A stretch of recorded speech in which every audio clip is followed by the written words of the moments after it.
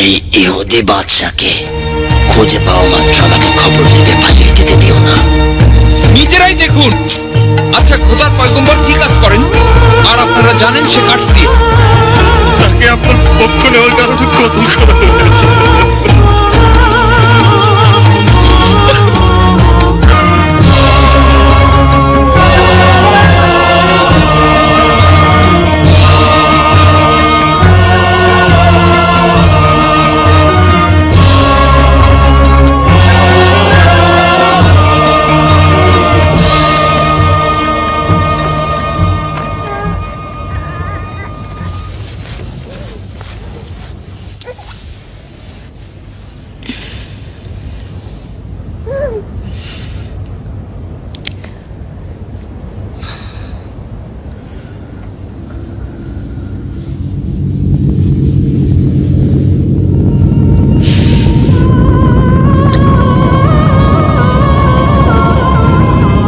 মরিয়ম, মরিয়ম, হে মরিয়ম, তোমার জন্য পরওয়ারদিগারের বার্তা নিয়ে এসেছি। মোবারক। উদ্বিগ্ন কেন? ক্ষুধার্ত, তৃষ্ণার্ত? নিজের পায়ের তলায় দেখো। পরওয়ারদিগার তোমার জন্য একটি ঝর্ণাধারা তৈরি করে দিয়েছে। দেখতেই পাচ্ছ যে তোমার পরওয়ারদিগার তোমাকে ভুলে যায়নি। মরিয়ম, এখন এই স্বচ্ছ পানি পান করো এবং নিজেকে তৃপ্ত করো।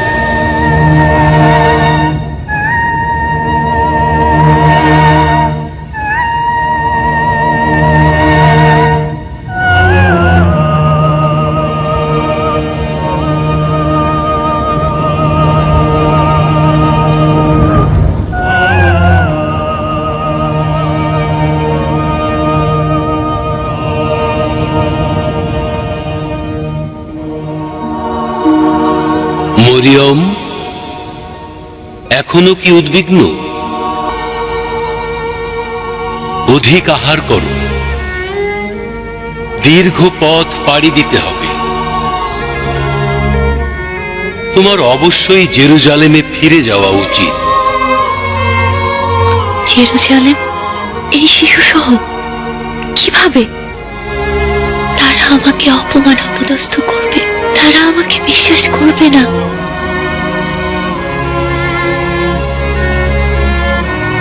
কিন্তু যদি আমার পরওয়ারদিগারের ইচ্ছা এই হয়, আমি তার ইচ্ছা অনুযায়ী হুকুম পালন করব।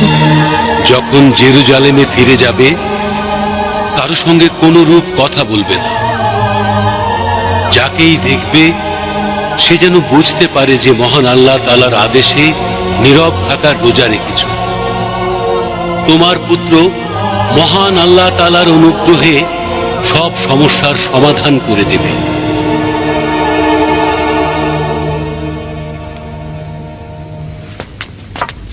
আসুন, আসুন আলী জনাবান, নিজের চোখে দেখুন।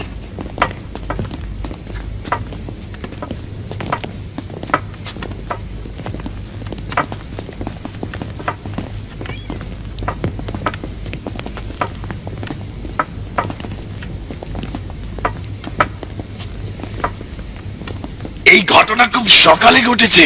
একজন খাদেম বলল আজও ভয়ঙ্কর এক শব্দ তার কানে এসেছে। জনাব ইফরাইল, তুমি এই বিষয়টি দেখো, সে যেন এই ঘটনা কারো নিকট বলে না দেয়। আজীব গারিব ব্যাপার। আকাশে ওই অনুসরণকারী তারকা,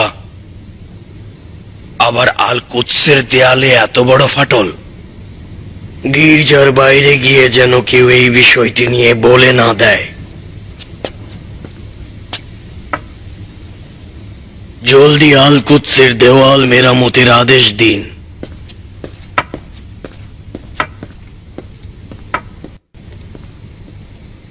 আসলেই ঘটেছে কিনা জানি না, শুধু জানি বিশ্বজগৎ ভিন্ন এক রূপ নিয়েছে। অসম্ভব এক ঘটনা পুরো পৃথিবীকে নাড়িয়ে দিয়েছে। এর থেকে বেশি কিছু জানি না। এলিজাবেথ, তুমি ইয়াহিয়াকে সঙ্গে নিয়ে অন্য শহরে চলে যাও, বাইতুল্লাহ বা নাসিরিতে। ইউসুফ, তুমিও প্রস্তুত থাকবে। মরিয়মকে খুঁজে পাওয়া মাত্র শহর থেকে দূরে আমি কোথাও প্রস্তুত চলে যাবে। রয়েছি। আপনি কি করবেন? আপনি কোথায় যাবেন? জেরুজালেম থেকে জালিলে আমি এই এলাকার আশেপাশেই থাকবো। সম্ভবত বিরোধী লোকজন আমার খোঁজে আসবে। তোমাকে ও মরিয়মকে ওদের ক্রোধ থেকে হেফাজত করা উচিত। না না, আমিও থাকবো। আপনার একা থাকাটা ঠিক হবে না। ইয়াহিয়ার নিরাপত্তা নিয়ে চিন্তা করা উচিত। আল্লাহ তাআলা তাকে আমাদের ভবিষ্যতের জন্য পাঠিয়েছেন। জীবনের শেষ লগ্নে এসে দুনিয়া দেখার খুব একটা ইচ্ছেও নেই। শুধু তোমাদের নিরাপত্তা নিয়ে নিশ্চিত হতে চাই। ইউসুফ, চলো যাই।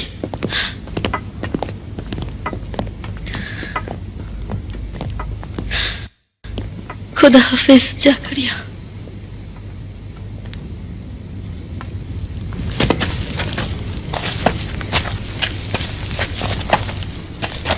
দেখুন, ওই যে ওপরে কে সে? বাচ্চা সহ একটি নারী। মরিয়ম মনে হচ্ছে। হ্যাঁ, মরিয়ম, কিন্তু কোলে একটি বাচ্চা। ওর কোলে কি বাচ্চা রয়েছে? হ্যাঁ। জলদি করো, এক্ষুনি জনাব ইয়াসাকারকে খবর দাও। গিয়ে বলবে মরিয়ম বাচ্চা সহ শহরের দিকে এগিয়ে আসছে। আর জনগণকেও খবর দাও। জলদি করো, দ্রুত করতে হবে। মরিয়ম,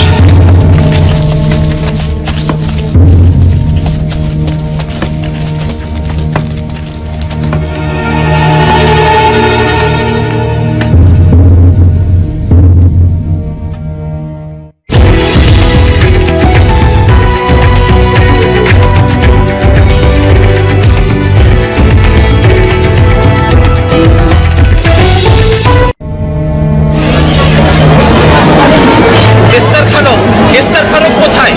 মরিয়ম তার বাচ্চা সহ শহরের দিকে আসছে। পুরোহিতদের আদেশ করছে শহরের সকল জনগণকে এখানে হাজির হতে হবে। জলদি করুন, জলদি করুন সবাই, জলদি করুন।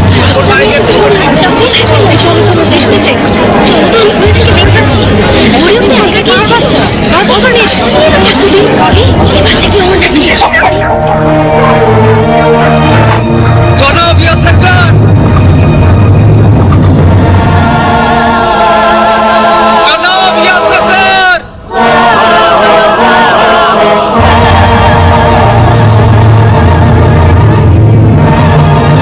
আলী জনাবাত, জনাব ইয়াসাকার।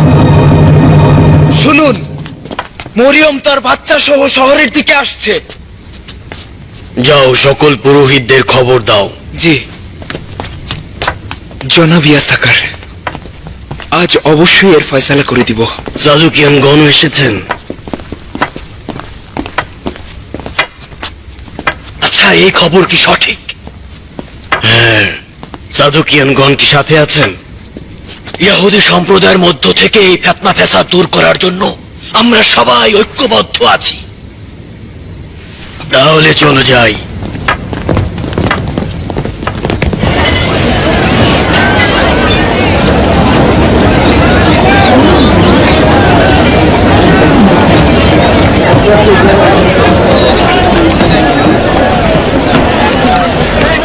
এখানে কি হয়েছে?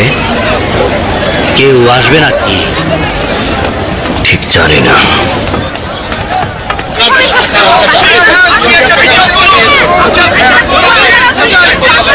শান্ত হও, শান্ত হও। ধৈর্য ধরতে হবে। পিছনে সরে যাও, পিছনে যাও। মরিয়মকে এখানে আসতে দাও। আমরা সবাই মিলে নিজেদেরকে ইলাহির কানুন বাস্তবায়নের জন্য প্রস্তুত করি।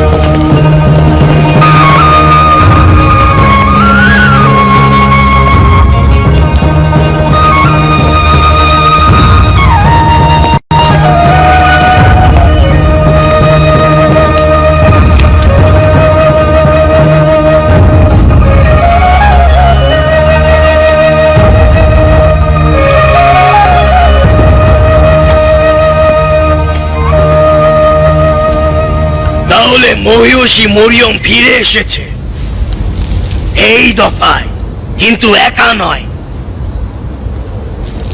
এই বাচ্চাও কি তোমার নাকি?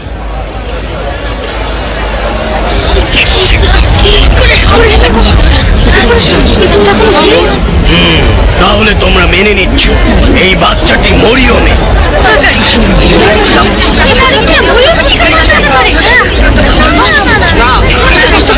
না মরিয়ম, কেন এই কাজ করেছো তুমি? আমরা সবাই তোমাকে নিয়ে আশা বেঁধেছিলাম। এ কেমন লজ্জার ব্যাপার হলো মরিয়ম? জাকারিয়ার সম্মান বাড়িয়ে দিলে। মরিয়ম, তুমি ব্যভিচার ও কুৎসিত কাজের জন্য অভিযুক্ত হয়েছো। তুমি গুনাহগার মরিয়ম, গুনাহগার। কি দেখছি মরিয়ম? কিভাবে বিশ্বাস করব? বিশ্বাস করা মুশকিল নয় জনাব হিলাল। আপনাকে কি আগে বলিনি যে সে মূলত ধোঁকাবাজ? সে সকলকে ধূর্ততার সঙ্গে ধোঁকা দিয়েছে, পবিত্র ও খাদেম হিসেবে নিজেকে দেখিয়েছে। কিন্তু এখন কি দেখছি? তার কোলে একটি সন্তান, তার মানে একটি গুনাহ। ইহুদি কওমের জন্য আফসোস হচ্ছে। তোমার লজ্জা হওয়া উচিত। মরিয়ম, কি হয়েছে? তুমি কোথায় ছিলে? মরিয়ম ইমরান নবীর কন্যা। তোমার পিতা তো মন্দ লোক ছিল না, তোমার মাও তো পতিতা ছিল না। এ কেমন লজ্জা নিজের সঙ্গে নিয়ে এলে? ওকে সবার সামনে পুড়িয়ে মারা উচিত। এটি পুরোহিতদের তরফ থেকে ওর জন্য শাস্তি, যাতে কেউ কখনো এই গুনাহ করার সাহস না পায়। ওকে পুড়িয়ে মারা উচিত। হ্যাঁ, ওকে পুড়িয়ে মারা উচিত। ওর শাস্তি হওয়া উচিত। ওকে নামাকারী, পুড়িয়ে মারো। ওর শাস্তি হওয়া উচিত। আগুন, শুধুমাত্র আগুনই পারে ওকে পাক পবিত্র করতে। মরিয়ম, কথা বলো। নিজেকে রক্ষার জন্য কিছু কথা বলবে। দেখছো না কোন দিনে নীরব থাকার রোজা রেখেছে? অবশ্য যে কেউ ওর জায়গায় থাকলে এই কাজ বলো। মরিয়ম, কিছু বলো। চুপ থাকো জাকারিয়া। তারা এখন তার সঙ্গে কি করতে চাইছে? যদি লোকজনকে জাদু দ্বারা বিভ্রান্ত না করতে, তবে এতদিনে এই লজ্জা আর অপমানের জন্য চরম শাস্তি দিতে পারতাম। আল্লাহ তোমাকে হিদায়াত দান করুক, তোমাদের সকলের বিবেক বুদ্ধি দান করুক। এই পৃথিবীর বুকে সবচেয়ে পবিত্র নারীটিকে কিভাবে তোমরা এত অপবাদ দিচ্ছ? খোদা তোকে হেদায়েত দান করুন। তুই বনি ইসরাইলের এই পবিত্র গির্জায় অনেক ফেতনা ফেসাদ জড়িয়েছিস। আপনি কিছু বলছেন না কেন জনাব হিলাল?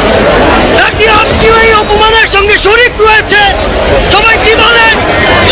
জাকারিয়াকে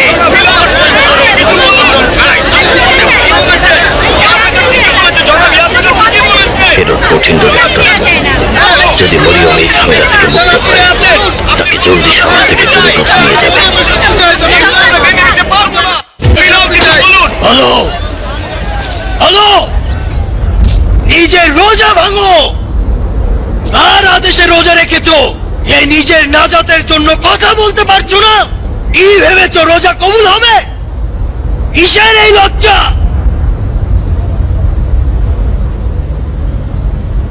এর অর্থ কি? তার দিকে ইশারা করছো?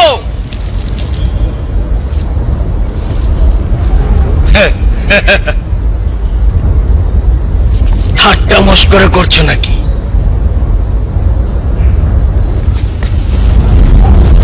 নতুন কোনো খেলা শুরু করলে নাকি? তার মানে বলতে চাইছো আমরা কথা বলবো এই বাচ্চাটির সঙ্গে? মরিয়ম, সবাইকে তুমি পাগল ভাবছো নাকি? গুনাহর বুদ্ধিশুদ্ধিও খেয়ে ফেলেছে। একটি শিশু মাত্র কয়েকদিন হলো দুনিয়ায় এসেছে, আর সে কিনা এখন কথা বলছে।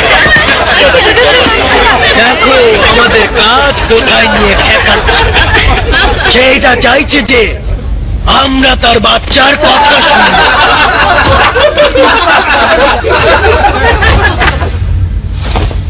জনাব হিলাল, জনাব সিদ্দিকিয়া, জনাব ইয়ারবাউ, জনাব নাতান, বয়োজ্যেষ্ঠ পুরোহিত সাহেব, শহরের বুদ্ধিজীবীগণ, গণ্যমান্য ইহুদিগণ, কেন এই চাওয়া পূরণ করছেন না? অবশ্য এই কাজে যথেষ্ট সাহসের প্রয়োজন আছে। অতএব আমি নিজেই তার কাছে এগিয়ে যাচ্ছি। হ্যাঁ, আপনারা যারা এখানে উপস্থিত রয়েছেন সবার তরফ থেকে আমি নিজেই যাচ্ছি ওর সঙ্গে কথা বলবো। হে বাচ্চা, তুমি কে? নিজেকে এই জমায়েতের নিকট পরিচয় করো। তারপর মায়ের কোলে থাকা শিশুটি কথা বলে উঠল এবং বলল, আমি ঈসা মসীহ, আল্লাহর বান্দা। আল্লাহ তাআলা আমাকে কিতাব শিক্ষা দিয়েছেন এবং নবুয়ত দান করেছেন। আমি যেখানেই অবস্থান করব আল্লাহর বরকত আমার সঙ্গে থাকবে। তিনি আমাকে আমরণ, নামাজ আদায় ও যাকাত প্রদানের আদেশ দিয়েছেন। আমি আমার মায়ের পবিত্রতা ও মেহেরবানি সম্পর্কে সকলকে অবগত করার জন্য আদেশ প্রাপ্ত হয়েছে। এতে করে আমি পরওয়ারদিগারের নিকট মন্দভাগ্য বিরূপ হিসেবে গণ্য হব না। আমার উপরে শান্তি বর্ষিত হোক ওই সকল দিনগুলোতে যেদিন দুনিয়ায় এসেছি, যেদিন দুনিয়া থেকে চলে যাব এবং যেদিন আবারও এই দুনিয়ায় পুনরায় ফিরে আসব।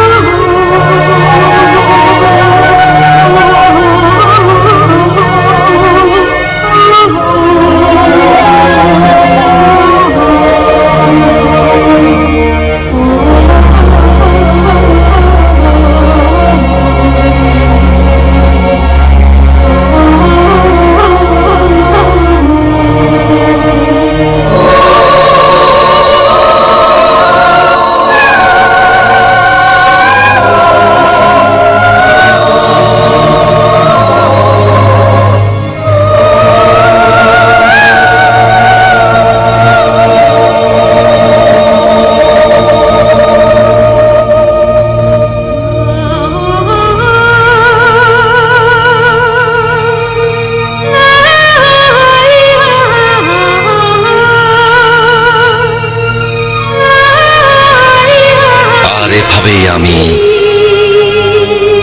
মরিয়ম এবং তার পুত্রকে মুজিজা এবং কিতাবের আয়াত দ্বারা পৃথিবীর লোকদের জন্য প্রেরণ করেছে।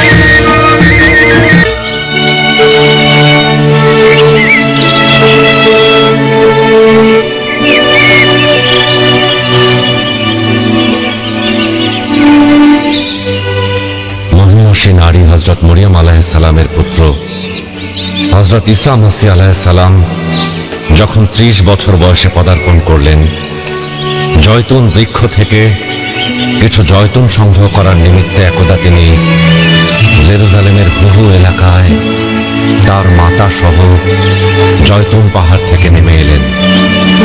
মহিষী নারী হজরত মরিয়ম আলাইহিসসালাম এরপর থেকে পুরোপুরি পর্দার অন্তরালে জিকির আজগার আর ইবাদত বন্দেগীতে মশগুল হয়ে পড়লেন।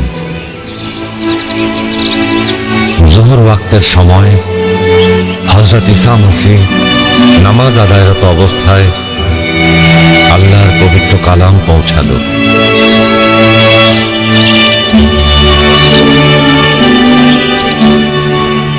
হে আমার পরওয়ারদিগার, নিজের নূরের আলোকে তাকে আলোকিত করুন। অগণিত ফেরেশতা একত্রিত হয়ে সমস্বরে বললেন, অবশ্যই আল্লাহর প্রশংসা করা উচিত। অতঃপর আল্লাহ পাকের বিশ্বস্ত ওহীর বার্তাবাহক ফেরেশতা জিবরাইল হযরত ঈসা মসীহের জন্য পবিত্র কিতাব ইনজিল নিয়ে এলেন। দেখে মনে হচ্ছিল উজ্জ্বল আয়নার ন্যায় দ্যুতিময়। অতঃপর সেই সময় হযরত মরিয়ম পুত্র ঈসা আলাইহিসসালামের কল্পে পবিত্র কিতাব ইনজিল নাজিল হলো।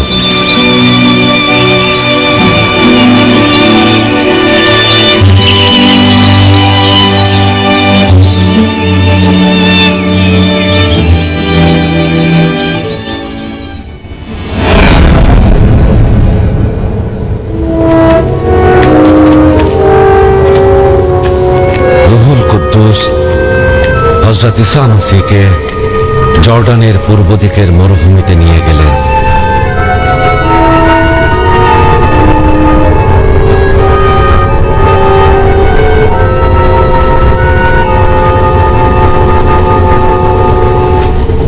এই নির্জনতায় ঈসা আলাইহিসসালাম 40 দিন ও 40 রাত ক্ষুধা, তৃষ্ণা আর একাকিত্বের মাঝে মহান আল্লাহ পাককে স্মরণ করলেন। এই দিনগুলোতে দিনের বেলায় রোজা রাখতেন আর রাতের বেলায় মোনাজাতে মশগুল থাকতেন। মরুভূমিতে কৃষ্ণ কালো রাতের আধার আর ঠান্ডা যেমন ছিল, তেমনি ইবলিস বিভিন্ন ছদ্মবেশে হযরত মরিয়মের পাক পবিত্র পুত্র হযরত ঈসা আলাইহিস সালামকে ধোঁকা দেওয়ায় রত ছিল। একমাত্র খোদাই পারেন মুজিজা দেখাতে। তিনি সকল মুজিজার মালিক। রোগীদের শাফা কার কুদরতে? খোদার কুদরতে। অতঃপর ঈসা আলাইহিস সালাম প্রতিবার তাকে আল্লাহর পবিত্র কয়েকটি কালাম দ্বারা তাড়িয়ে দিচ্ছিলেন।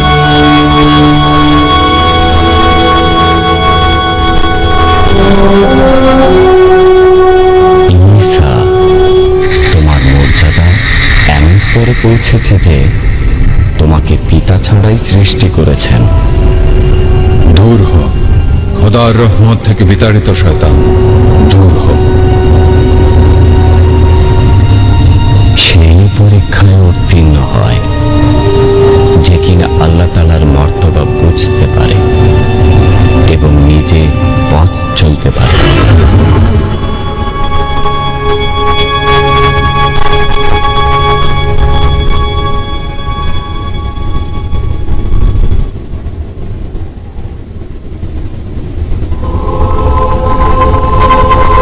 পরীক্ষায় উত্তীর্ণের পর হযরত ঈসা আলাইহিস সালাম জেরুজালেমে ফিরে গেলেন। হযরত মরিয়মের পবিত্র পুত্র হযরত ঈসা আলাইহিস সালাম অন্ধ একজন ব্যক্তিকে দেখতে পেলেন। ওই অন্ধ ব্যক্তি হযরত ঈসা আলাইহিস সালামকে খোদার পয়গম্বর হিসেবে জানতেন, ওই ব্যক্তি হযরত ঈসা আলাইহিস সালামের নিকট তার চোখের জন্য শাফায়াত চাইলেন।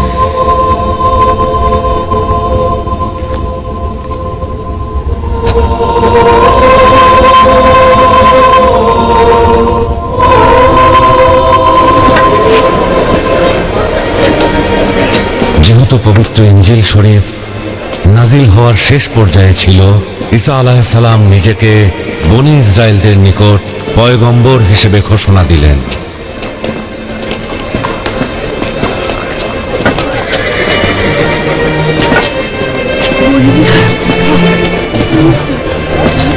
হে ঈসা, ওই সুউচ্চ স্থানে উঠলে লোকজন আপনাকে ভালোভাবে দেখতে পাবে। যদি কিছু বলার থাকে লোকজন শুনুক।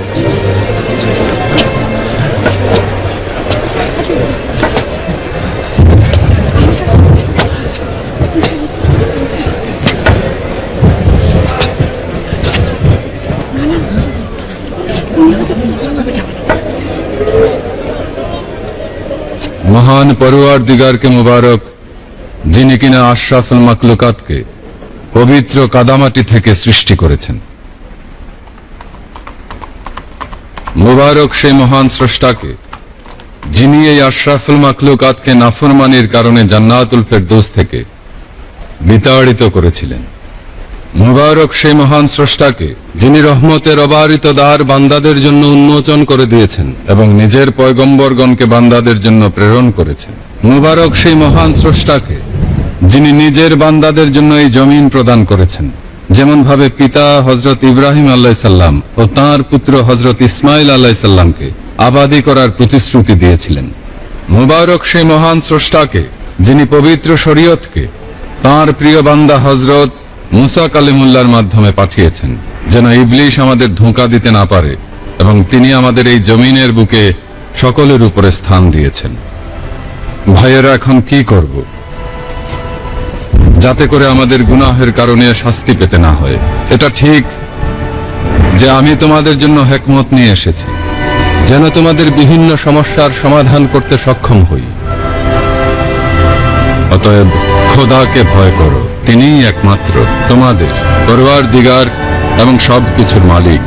অতএব সমস্ত সত্তা দিয়ে তাঁর ইবাদত করো, এটি একমাত্র সঠিক পথ।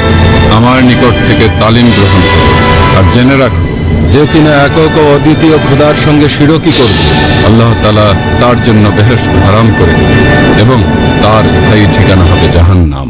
ফিলিস্তিন 30 খ্রিস্টাব্দ। কে এটা কিনবে? ওটা দাও তো দেখি। জনাব, কিনবেন? না, আমরা এখানে যা ইচ্ছে কবুল করি না। তো বেশি গুরুত্বপূর্ণ।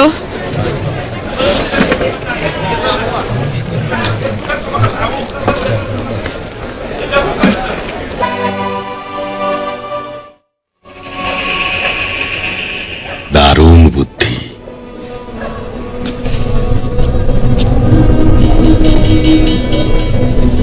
বাজার হলো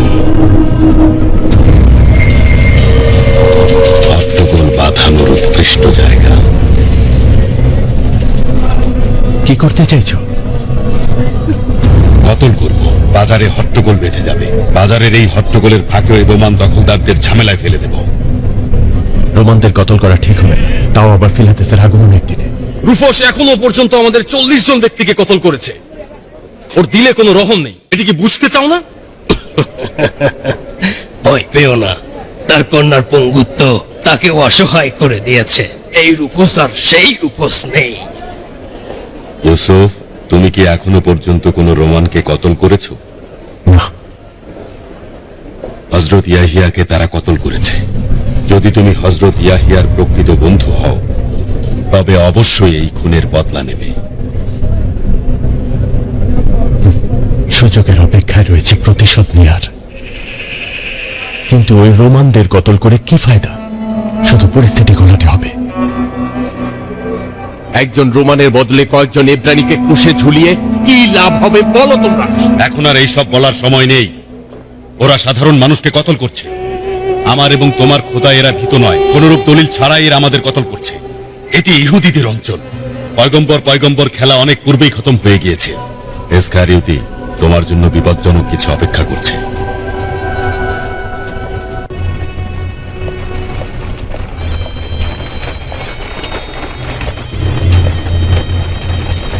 জনাব সেনাপতি, ওই দুই ব্যক্তি মনে হচ্ছে কোনো অঘটন ঘটাবে, তাই আপনার ঘোড়ার দিকে গিয়েছে। মনে হচ্ছে খঞ্জন নিয়ে কোনো খারাপ কিছু ঘটাবে, আপনার ঘোড়া চুরি করতে চাইছে।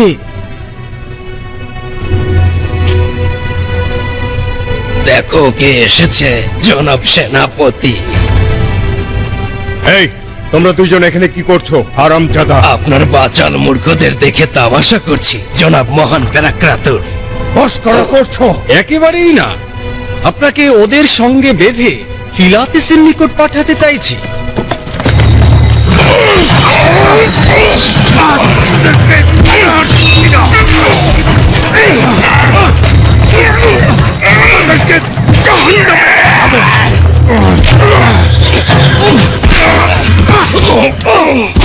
সিপাহী এসো, এই ময়লা আবর্জনা গুলোকে পেতে ফেলো। কোনো নড়াচড়া করবে না, তোমাদের কতল করব। এদের নিয়ে চলো। খঞ্জরবাহী থাকার আমি খুশি হয়েছি। তুমি ভালো ইব্রানি ব্যক্তি। কি নাম তোমার? ইয়াহুদা ইসকারিয়তি। কোথায় থাকো? খালিলে এলাকার অধিবাসী। আচ্ছা, তুমি আবার এদের সঙ্গে কাজ করছো না তো? আমি না, ওই দুষ্কৃতিকারী জিলুতরা ইহুদিদের জন্য মাথা ব্যথার কারণ। কারো প্রতি রহম করে না, ওদের ক্রুশবিদ্ধ করে মারা উচিত। এখনই না।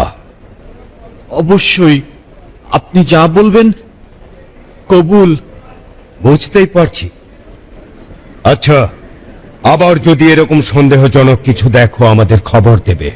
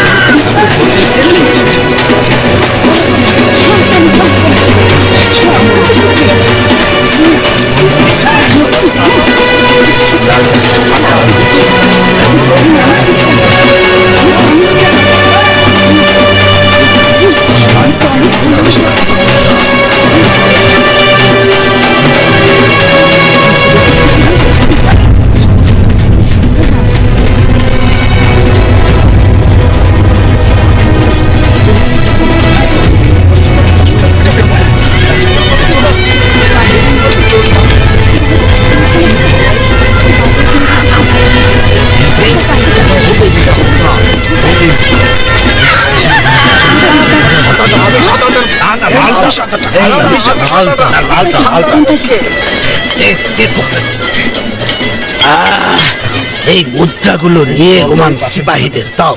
এদের বলবে যেন আমাদের জিনিসপত্রের দিকে একটু খেয়াল রাখে।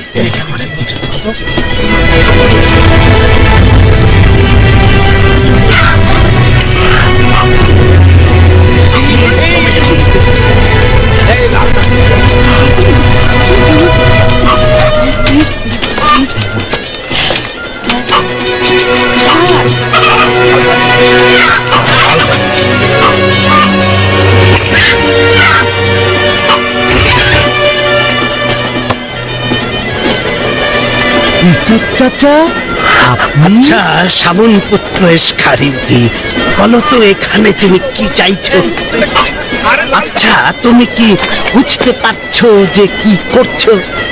কয়েকদিন পর পর আমাদের মুদ্রার বাজারে এসে আমাদের আয়ের সব নিয়ে যাচ্ছ।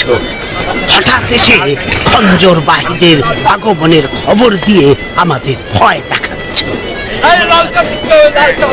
এখন তো মনে হচ্ছে তুমি আমাদের সব আয় উপার্জন লুটে পুটে নিয়ে যেতে চাইছো। সত্যি করে বলো তো তোমার আসল উদ্দেশ্যটা কি? আরে না, বিশ্বাস করো, আমি শুধু দেখতে এসেছি।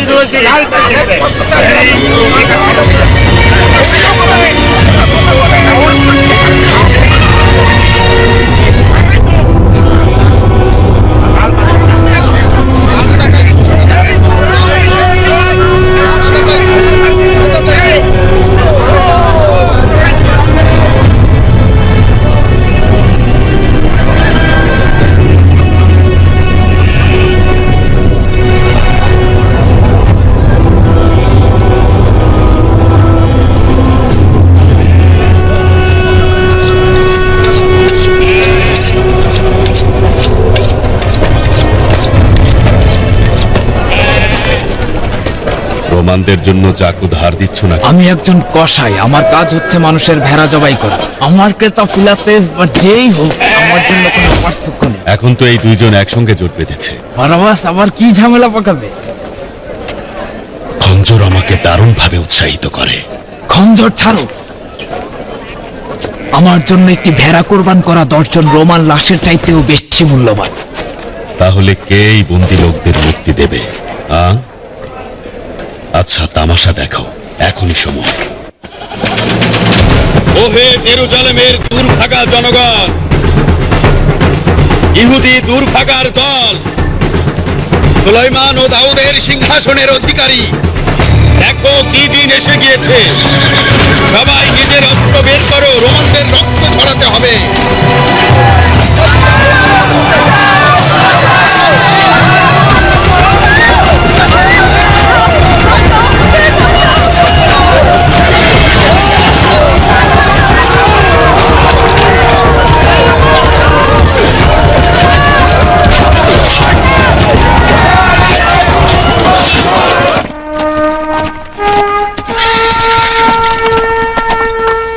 জেনারেল ফিলাতেস প্রবেশ করছেন। জনাব জেনারেল ফিলাতেসের সম্মানে হুঁশিয়ার!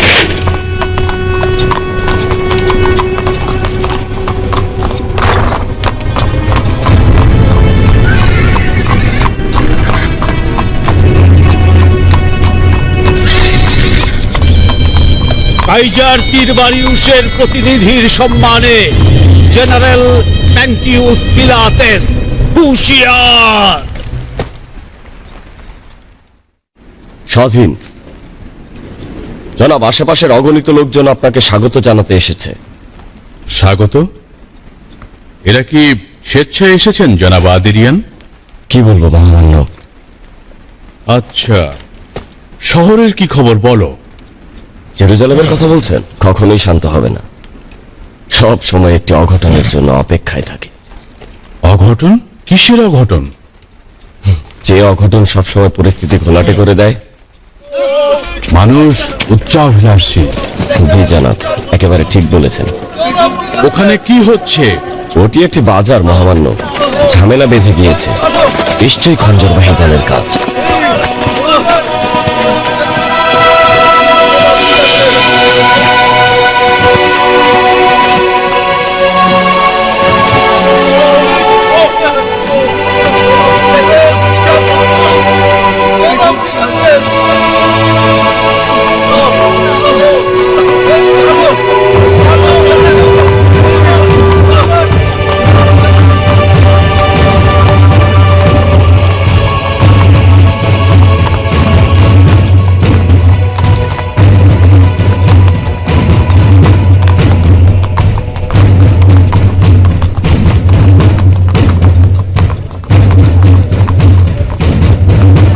ওই শহর, যে শহর সবসময় দুর্গন্ধ ছড়ায়, সব সময়। এই শহরের খাজনা পুরোহিতরা গ্রহণ করেন। দুর্গন্ধ, এই দুর্গন্ধ আমার নিঃশ্বাস বন্ধ করে দেবে। আচ্ছা, নতুন কি খবর বলো? সবাই বলছে নতুন একজন পয়গম্বরের আবির্ভাব ঘটেছে। আবির্ভাব ঘটেছে? জি। আবার না খোদাই আবির্ভূত হয়? নিজের বিবেক বুদ্ধিও দেখি হারিয়ে ফেলেছো আদিরিয়ান। না আলী জনাব, আমার উদ্দেশ্য তা ছিল না, লোকজন বলছে তাই। আচ্ছা, খুবই ভালো কথা। চলো ভেতরে যাই, পরে আমাকে বলো এখানে কি হচ্ছে। জনাব ফিলাতেস তো দেখি আপনাকে দেখেও না দেখার ভান করলেন। বুঝতে পেরেছি, এজন্য সে তার প্রাপ্য পুরস্কার পাবে। ধৈর্য ধরো, আগে ওর ঘোর কাটতে দাও, তারপর দেখা যাবে। মরুভূমির হিংস্র প্রাণীরও। জেনারেল, আপনি রোম থেকে অনেক কিছুই অবগত ছিলেন না। আপনার রোমে থাকাকালীন সময় এখানকার অনেক কিছুই বদলে গিয়েছে। এই ইহুদিগণ পূর্বে সেই ইহুদি নন। এদের চেহারা সুরত দেখতে দেখতে ত্যক্ত বিরক্ত। আমি এটি বলছি এই কারণে যে ল্যান্টুস, এখনই আমি রোমে ফিরে যাওয়ার জন্য অধীর অপেক্ষায় রয়েছি। জেনারেল, এখানকার লোকজনের সঙ্গে আমাদের অন্যান্য দখলকৃত এলাকার লোকজনের সঙ্গে পার্থক্য রয়েছে। এরা জেরুজালেম ও তাদের গির্জা সম্পর্কে খুব বেশি আবেগপ্রবণ। কোনো অবস্থাতেই আমাদের সাম্রাজ্যে কোনো অপমানমূলক কর্মকাণ্ডের অনুমতি দেওয়া উচিত হবে না। এমন কোনো কাজও করা উচিত হবে না যাতে ও বানরগুলো উত্তেজিত হয়ে পড়ে। বিস্তারিত বিবরণ দেখে বুঝতে পারছি যে বাজারের খারাপ অবস্থার জন্য জিলুত সন্ত্রাসীরা দায়ী। তার চেয়ে গুরুত্বপূর্ণ হচ্ছে আমি এই বিবরণের মধ্যে কিছু জিনিস বৃদ্ধি করব। আমি শুনছি, বলুন। সত্যি বলতে কি আপনার দীর্ঘপথের ক্লান্তির কারণে এই সব নোংরা ও দুশ্চিন্তামূলক কিছু বলতে চাইছিলাম না। সমস্যা নেই, বলুন। বিষয়টি একজন ব্যক্তি সম্পর্কিত। জেরুজালেমে তার উপস্থিতি মানুষকে উত্তেজিত করে তুলেছে। তাকে নাসেরি বলা হচ্ছে। এখানকার অধিবাসী নয়, জালিলে এলাকা থেকে এসেছে। আচ্ছা, আমাদের জন্য এটি কি গুরুত্ব বহন করে? জালিলি অঞ্চল হিরোদসের সঙ্গে সম্পর্কিত। হিরোদস নিজে এটা নিয়ে চিন্তা করুক, এটা তার উপরে ছেড়ে দাও। আমাদের মাথা না ঘামালেও চলবে। কিন্তু মহান অধিপতি, এই নাসেরি ব্যক্তি জেরুজালেমে আজব সব কর্মকাণ্ড করে চলেছে, অথচ এটি আপনার অঞ্চল। ইহুদিগণ এই লোকটিকে নিয়ে খুব বেশি মাতামাতি করছে। মাঝে মাঝে এই শহরে আসে। গির্জার পাদ্রীগণ তাকে এক ধরনের হুমকি মনে করছে। আচ্ছা, ধীরে ধীরে ওর প্রতি আকৃষ্ট হচ্ছে। হ্যাঁ জাহাপনা, আশা করছি আরেকটু ধৈর্য ধরবেন। আপনি এখানে না থাকাকালীন সময় বেশ কিছু ঘটনা ঘটেছে, বিশেষ করে ইয়াহিয়ার কতল ও অন্যান্য বেশ কিছু ঘটনা। এই যেমন ইয়াহিয়া ইহুদিদের পয়গম্বর, হিরোদসের হাতে কুরবানি হয়েছে। আমার 1 মাসের অনুপস্থিতিতে এত কিছু ঘটে গিয়েছে। আমি সম্রাট ও সিনেটরদের জবাবদিহি করতাম, বুঝেছ?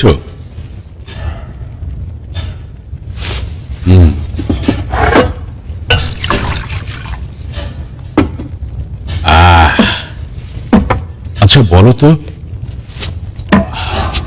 এই ব্যক্তি কি গির্জার পাদ্রীদের সমগোত্রী ছিল নাকি? সে কি খঞ্জরবাহী দলের সদস্য ছিল? কোনোটাই না। দুর্ভাগ্যবশত এটি এক ধরনের ধাঁধা। উত্তেজনা সৃষ্টি করার জন্য সাধারণ কেউ নয়, এমনকি কোনো খঞ্জরবাহী দলের সদস্য বা গির্জার লোকও নয়। তার এই বিচক্ষণতাই আমাকে মুগ্ধ করেছে। সে একদিকে যেমন প্রতিনিধি, অন্যদিকে সঠিক সময় জেরুজালেমে এসেছে। একদম সঠিক সময়। জেরুজালেমে এখন যেমন কোনো উপযুক্ত বাদশা নেই, আবার কোনো দরদি বন্ধু নেই। আর জেরুজালেম এখন গোলযোগপূর্ণ শহর, মহা বিশৃঙ্খলাপূর্ণ এলাকা। অতএব এ ধাঁধা এখনই কবর দিতে হবে। আদেশ শিরোধার্য। আচ্ছা, আপনাদের মনে রাখা উচিত যে রোম আইন কানুন মেনে চলা একটি সাম্রাজ্য। উচিত হচ্ছে এই খঞ্জরবাহী জিরুদের একটি বিহিত করা, যাতে এরা বোঝে আমাদের আইন কানুন রয়েছে।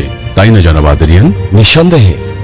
জোয়ান আদেরিয়ান কাজে বেশ পটু ও প্রখর বুদ্ধি সম্পন্ন, তাই না? একেবারে সঠিক জনাব। আচ্ছা, আদেরিয়ান যে নতুন একটি ব্যক্তির কথা বলল, তার নাম যেন কি? নাসেরি আলী জনাব, ঈসা নাসেরি। নাসেরি? ঈসা নাসেরি?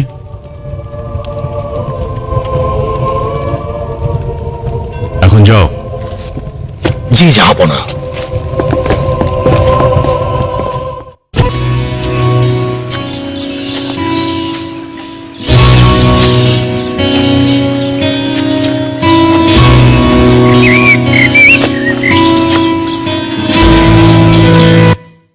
হলেন, নিজের সঙ্গী সাথী নির্বাচন করলেন। এদের মধ্যে একজন ইউসুফ লভি, একজন জওয়ান, যে কিনা কেব্রেসের একটি এব্রানি পরিবার থেকে হযরত ঈসা মসীহ আলাইহিস সালামের ডাকে সাড়া দিয়ে নিজের দেশ ছেড়ে চলে এসেছে। সেই ঈসা মসীহকে দেখার জন্য উদ্গ্রীব হয়ে ফিলিস্তিনে ছুটে এসেছে।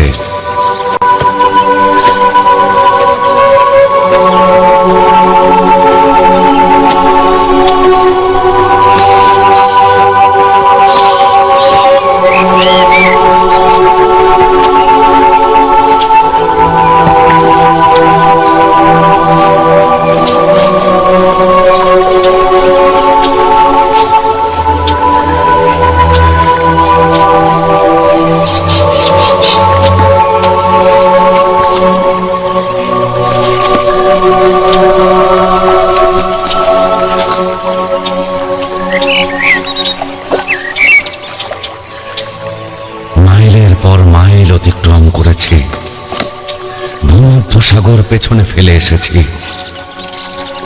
কয়েক সপ্তাহ যাবৎ ফিলিস্তিনে ভবঘুরের মতো ঘুরছি পবিত্র আম্বিয়ার উদ্দেশ্যে। 4 জোড়া জুতোর 3 জোড়া জুতো আজ ক্ষয় হয়ে গেল। আমার মুদ্রার থলেও ধীরে ধীরে শেষ হয়ে যাচ্ছে, কিন্তু এখন সেই প্রতীক্ষিত পয়গম্বরের দেখা পেলাম না।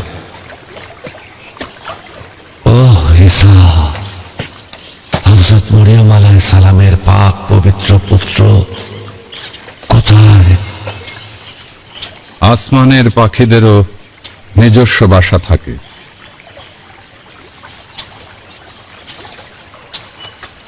মরুভূমির হিংস্র প্রাণীরও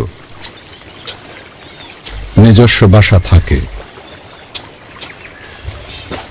কিন্তু মরিয়ম পুত্রের আসলে নিজের কোনো বাসা নেই। আপনি? হে খোদা, আপনি কি হযরত মরিয়ম আলাইহিস সালামের পুত্র ঈসা মসীহ? মাসের পর মাস এই মুহূর্তের অপেক্ষায় ছিলাম, কিন্তু এখানে কিভাবে?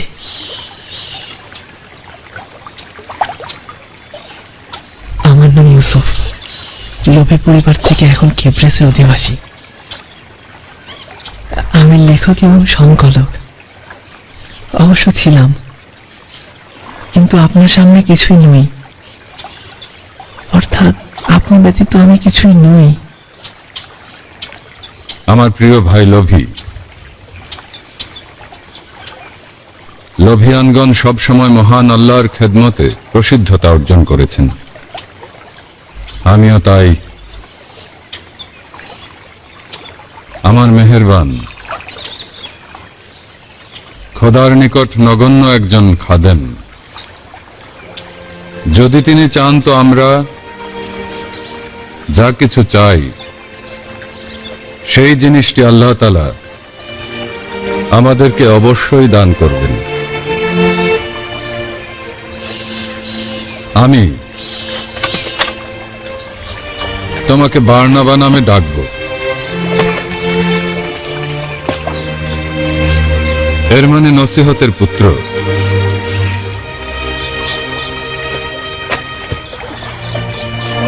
এখন আমার সঙ্গে এসো বার্নাবা।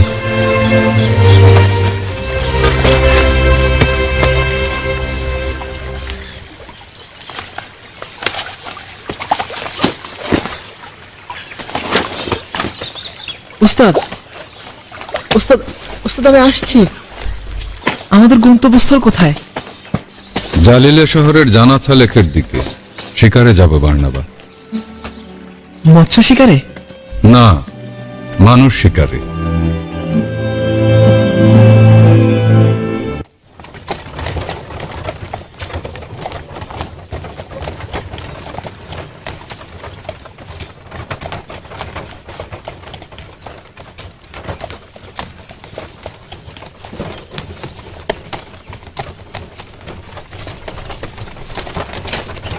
রোমানরা না পাক, আবারও এদের ঝামেলায় পড়লাম।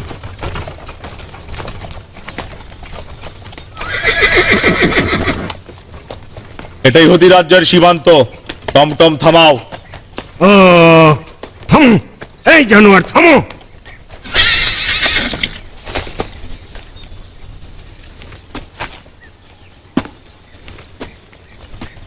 আবর্জনার দল, বিড়বিড় করে কি বলছিলে? কিছুই না জনাব, নিজে নিজেই বলছিলাম আপনি দেখতে আমার মরহুম বোন জামাইয়ের মতোই। সবাইকে এদিকে ফিরতে বলো। সবাইকে নিচে নিয়ে এসো। জি জনাব। তুমি নিচে নেমে এসো। আমাদের কাছে কিছু নেই, পুরোপুরি নিষ্পাপ। এই, তুমি কথা বলবে না, চুপ থাকো।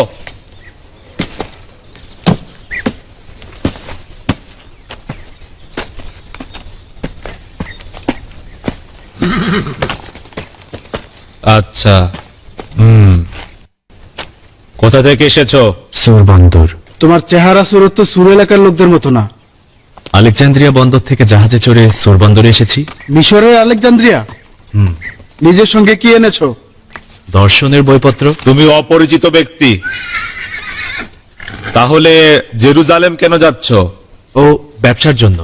ব্যবসা বাণিজ্য, তাও আবার জেরুজালেমে? ভালোভাবে জেনে রাখো, সেখানে ঝামেলা হট্টগোল ছাড়া ব্যবসা বাণিজ্যের কিছুই পাবে না। নির্বোধ ব্যবসায়ী। আচ্ছা যাও, এখন যেতে পারো, যাও টমটমে চড়ো। সিপাহী, পরের জনকে পাঠাও।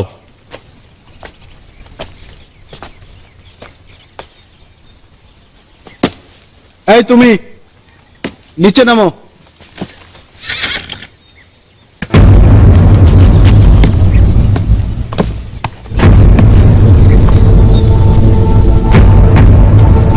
কোথা থেকে এসেছো? তারতুস। মাযহাবি নাকি নাকি পুরোহিত? চেহারা দেখে তো ডাকাত মনে হচ্ছে।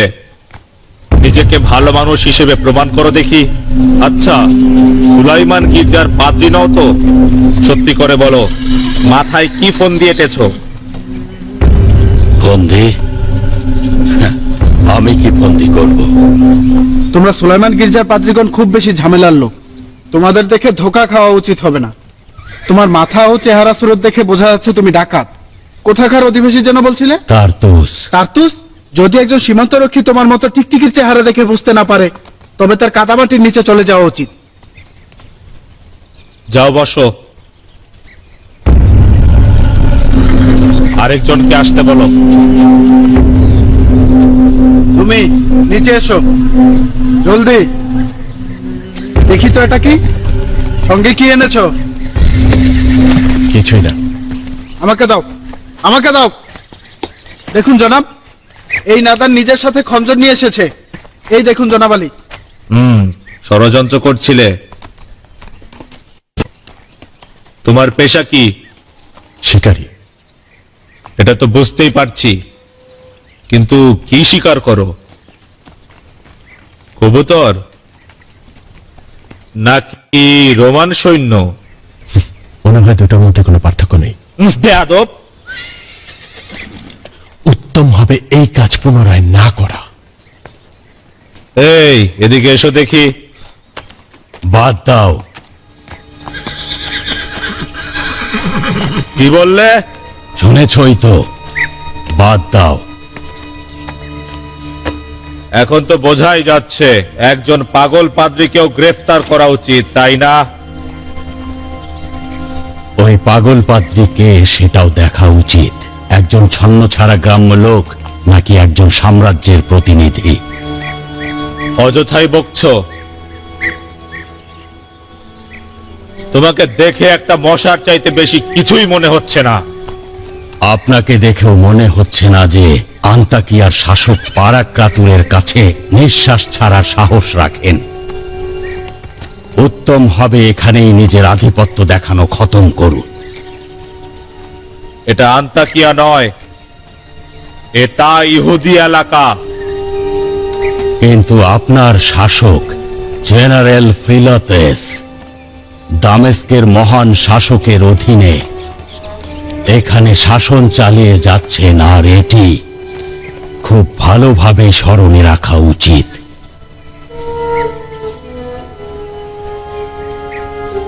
আমি অযথা ঝামেলার মধ্যে নেই। ওকে নিজের সঙ্গে নিয়ে যাও।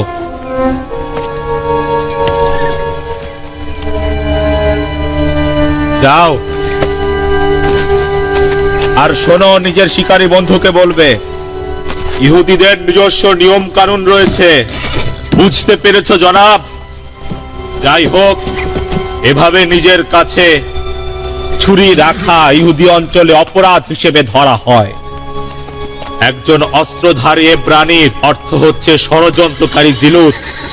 যদিও তোমার চেহারা খঞ্জরবাহী জিলুতদের সঙ্গে যাচ্ছে না, কিন্তু তোমার কথাবার্তা সেরকমই মনে হচ্ছে। ভাগ্য ভালো এই লোকটি তোমার জামানত রয়েছে, নয়তো অ্যান্টোনিও কেল্লার হাজতে পচে মরতে হতো।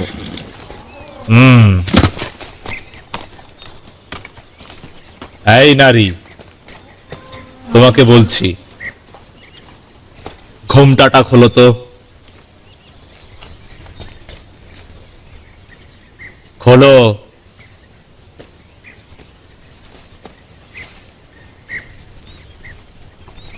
কোথায় যাচ্ছ? মাসদালে যাব। মাছডাল? কিন্তু এই রাস্তা তো জেরুজালেমে গিয়েছে।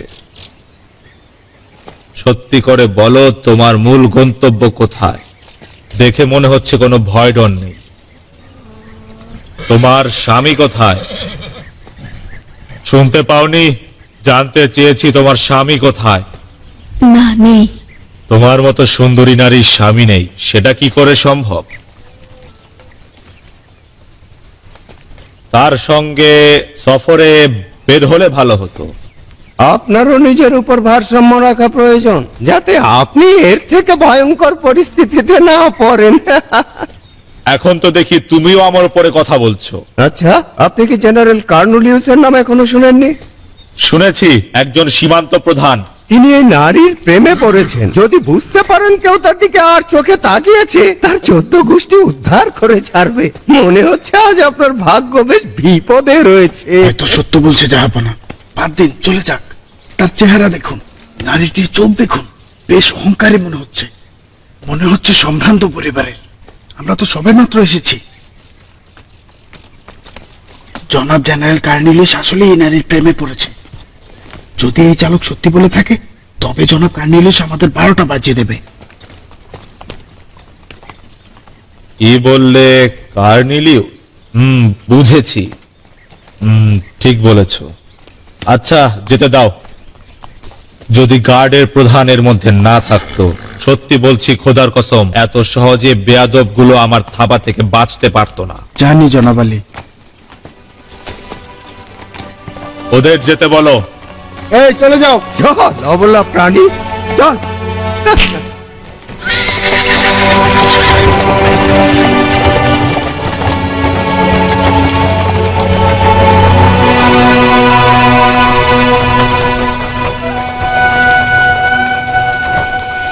এই যে নতুন পাখাওয়ালা, আমার সঙ্গে চাপাবাজি করলে। এই রোমান লিজিয়নদের বিরোধিতা করব নাকি এব্রানিদের বিরোধিতা করব, যারা কিনা নিজেদেরকে রোমানদের চাইতেও বড় কিছু ভাবে? জানি না। এটি আমার জন্য বেশ ধাঁধার। কি বলবো, যদি বেশি প্রাধান্য দিতে তোমাকেও ফিলাতেসের অন্ধকার কুঠুরিতে নিক্ষেপ করা হতো। তুমি তো জিলুতের খঞ্জরবাহী দলের সদস্য নও, তাই না? জি না। আমি বুঝতে পারছি না কেন রোমানদের কতল করতে চাই। কেন কতল করব না? আমাদের ভূমি দখল করে নিয়েছে। দাউদ ও সুলাইমানের পবিত্র আল-কুদস দখল করে নিয়েছে। এই নামগুলো তোমার মতো ব্যবসায়ের জন্য কোনো অর্থ দিচ্ছে না, তাই না? তাদের দুশমন হওয়া উচিত নয়। তারা হচ্ছেন এই দুনিয়ার সবচেয়ে সুসজ্জিত সেনাবাহিনী। তারা জাহান্নামে চলে যাক। এদের দুশমন হওয়া বা না হওয়াতে কোনো পার্থক্য নেই। আমার মৃত্যু যেন এদের জাহান্নাম সম আযাব দেয়, এটি চাই। এভাবে কথা বলা সহজ, কিন্তু শেষ পর্যন্ত আমরা বনি ইসরায়েলের সর্বশেষ মুক্তিদাতার আগমনের পথ খুলে দেব।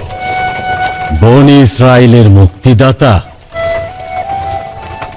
তুমি তো একজন ফরাসি গোত্রীয় লোক। তুমি কি এই মোজেজা আগমনের অপেক্ষায় নেই? এই মোজেজা দেখানো ব্যক্তিটি কে হবে? একজন পয়গম্বর, বনি ইসরায়েলের পয়গম্বর। সেই রোমানদের এখান থেকে বিতাড়িত করতে পারবে। প্রায় 60-70 বছর হলো জুলিয়াস সিজার এই ভূমিকে রোমানদের দখলে এনেছে। তখন এমন কোনো দিন ছিল না যেদিন ফিলিস্তিনে একজন সুযোগ সন্ধানীর আবির্ভাব ঘটেনি। একদল লোক কেন জানি প্রত্যেকটি সময় এদের অনুসরণ করতে থাকলো। সবাই একই দাবি করতে লাগলো, সেই হচ্ছে মুক্তিদাতা, খোদার তরফ থেকে পাঠানো মুক্তিদাতা, মুক্তিদাতা মুঞ্জি। আমি এই ভণ্ড মুক্তিদাতা মুঞ্জিদের কর্মকাণ্ডে অতিষ্ঠ। তুমি তো কাফের হয়ে গিয়েছো। কাফের? কথা হচ্ছে কখন আমাকে কাফের বলা হবে? ভণ্ড মুক্তিদাতা মুঞ্জি, যারা কিনা জেরুজালেম মুক্ত করবে এবং রোমানদের তাড়িয়ে এখানে রাজত্ব করবে। যদি এমন হয় তবে আমিও মুক্তিদাতা হতে চাই কাফের। তাহলে একজন সত্যিকারের মুক্তিদাতার আগমন রোমানদের এই ভূমি থেকে তাড়িয়ে দিতে পারবে। রোম বিজয়, রোমের মাধ্যমে সমস্ত বিশ্ব জয় করা সম্ভব।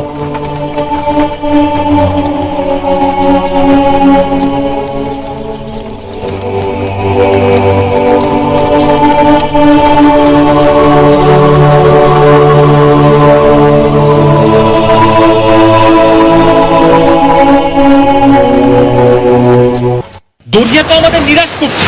এ নিয়ে তো অনেক আবার বলছি, মনে হচ্ছে জোর করে মৎস্য শিকার করতে চাইছে। আপাতত যা আছে তাই ধরো। আমি আবারও বলছি, জাল ফেলে দেখি। কোনো ফায়দা নেই। আচ্ছা দেখি কি হয়।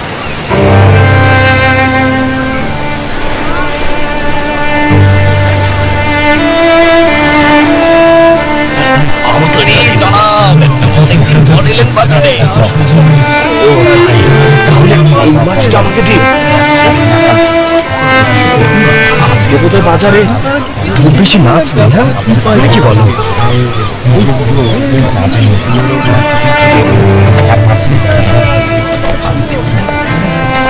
এই ওটা তো আমি পছন্দ করেছি।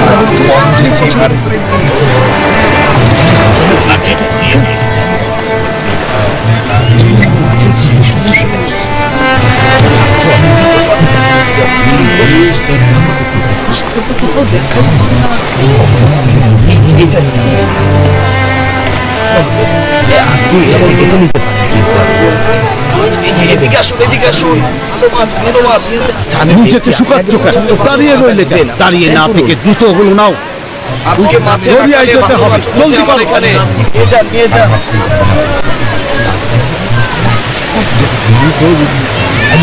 কম উঠেছে।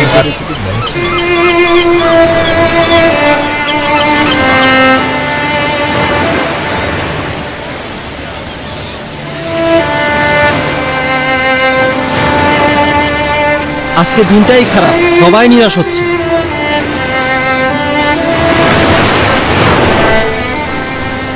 বুঝতে পারছো কি করছো?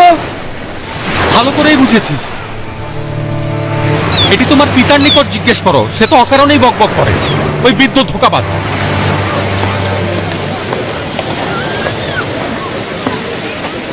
এই মাসে জাল আর মজদুরদের বেতনের টাকা মনে হচ্ছে দেওয়া যাবে না। সবকিছু রোমানদের পেটে চলে যাবে। দাদাজান, আচ্ছা মাছ এত কম কেন? কেননা দরিয়া হানার দাদাজানের সঙ্গে অভিমান করেছে। বুঝতে পেরেছো দাদাজান? অনুমতি দিলে দরিয়ার সঙ্গে বন্ধুত্ব করতে পারি।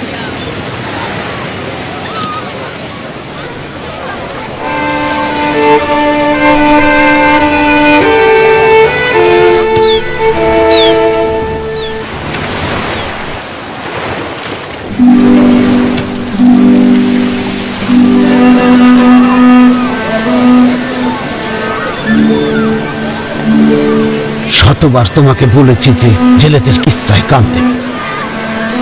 ফেরেশতা, ফেরেশতা, দরিয়ার জনগণ পয়গম্বরকে পর্যন্ত কবুল করছে, আর ফেরেশতা তো অনেক দূরের কথা।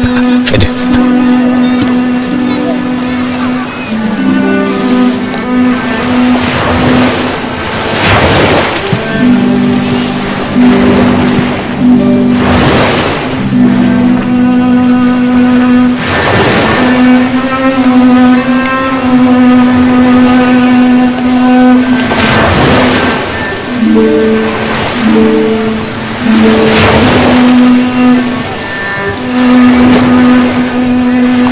আবারও খালি।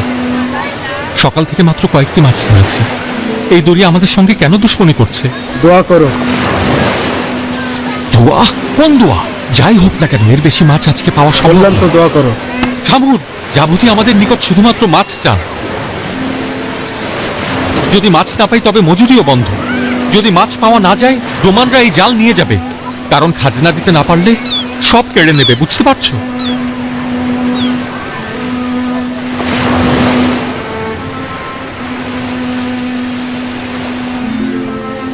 সে এদিকেই আসছে, দেখো সেই কিছু করবে। তুমি তাকে চেনো? শোনো, সে হযরত মরিয়মের পুত্র। তাকে আল কুদসে দেখেছি। দেখেছো? নুরানি চেহারা। তোমার খালাতো ভাইয়ের ওস্তাদ ছিলেন জনাব ইয়াহিয়া, তাই না?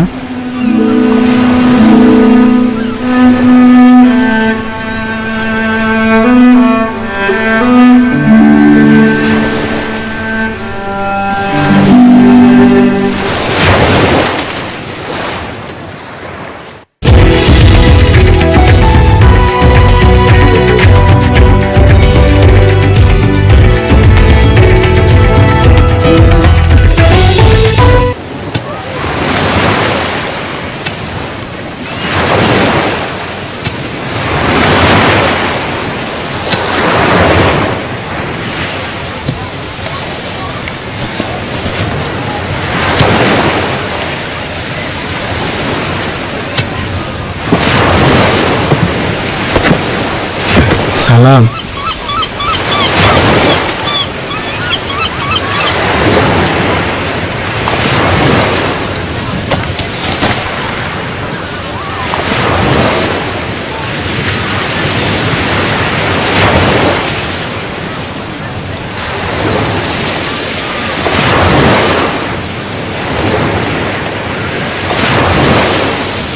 নিজেদের কাজে মন দাও।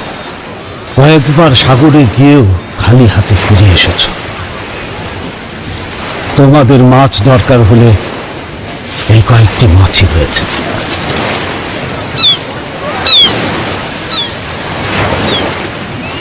নাকি সাগরের জেলেদের মন্দ ভাগ্য দেখতে এসেছ? আমাদের অবস্থা দেখতেই পাচ্ছ। আচ্ছা জামুদি, তিনি হযরত ঈসা মরিয়মের পুত্র। আমাদের এখানে কেউ নেই যার শাফাদক। এখানে কোনো কিছু নেই। উস্তাদ, মাছ চাইলে নিজে যাও, নিজে চেষ্টা কর। যাও। আমি মাছ শিকারের জন্য আসিনি। হে মহান বুজুর্গ, আমাদের জন্য খোদা তাআলার দরবারে দোয়া করুন। সম্ভবত এতে করে এই সাগরে মাছ বৃদ্ধি পাবে। আপনি জাভুদির কথায় কান দেবেন না, সে খুবই নিরাশ। অবশ্যই নিরাশ হবে। বাদ দিন মহান বুজুর্গ, আমরা আপনার অনেক কেরামতের কথা শুনেছি। একটু আমি কাজে বিশ্বাসী। অন্তঃসার শূন্য দোয়ায় আমার বিশ্বাস নেই। আপাতত এই অঞ্চলে মন্দ ভাগ্য ছাড়া আর কিছুই দেখছি না। ওস্তাদ, কিছু একটা করুন।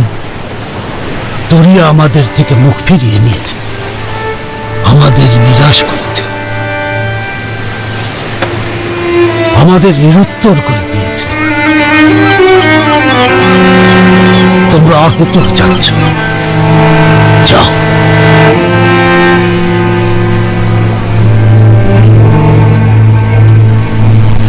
চলো দরিয়ায় যাবো।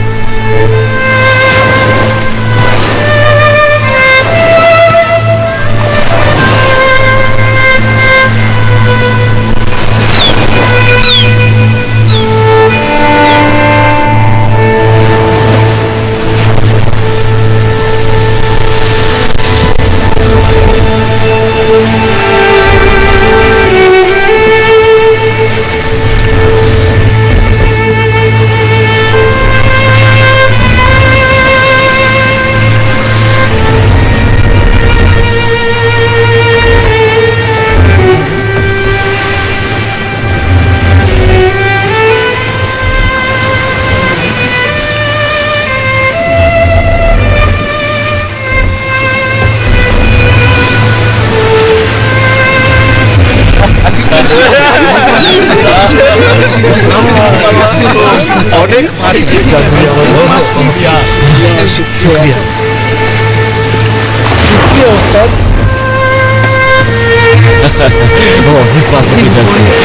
আপনার কাছে শুকরিয়া। আশাটা সার্থক হয়েছে, কি বলুন? চলো চলো, যাবো যদি একটু খুশি হবে।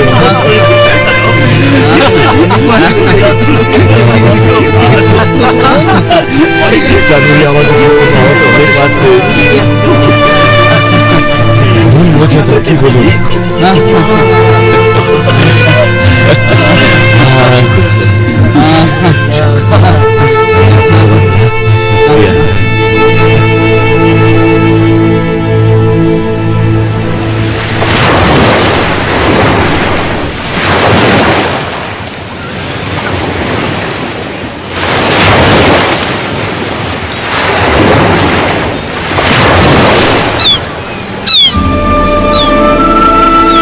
ঈসা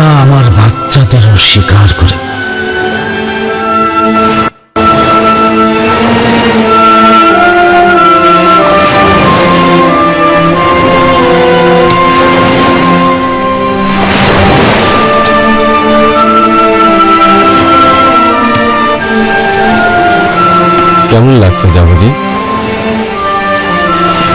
আগামীকাল থেকে একা হয়ে যা। তারা সঠিক পথ খুঁজে পেয়েছে।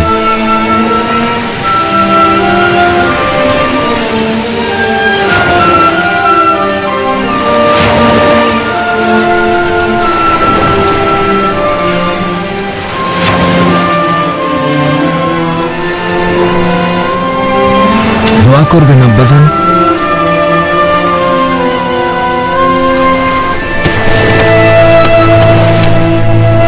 তোমাদের বুদ্ধ পিতাকে ভুলেছে।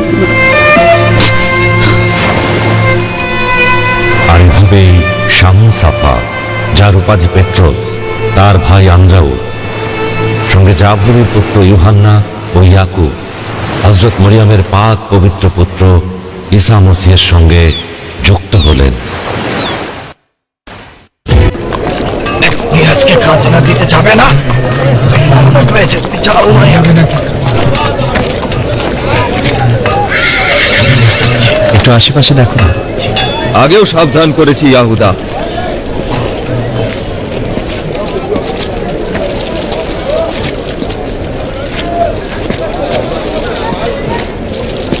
বোঝাই যাচ্ছে কিসের সন্ধানে রয়েছে। সে কে?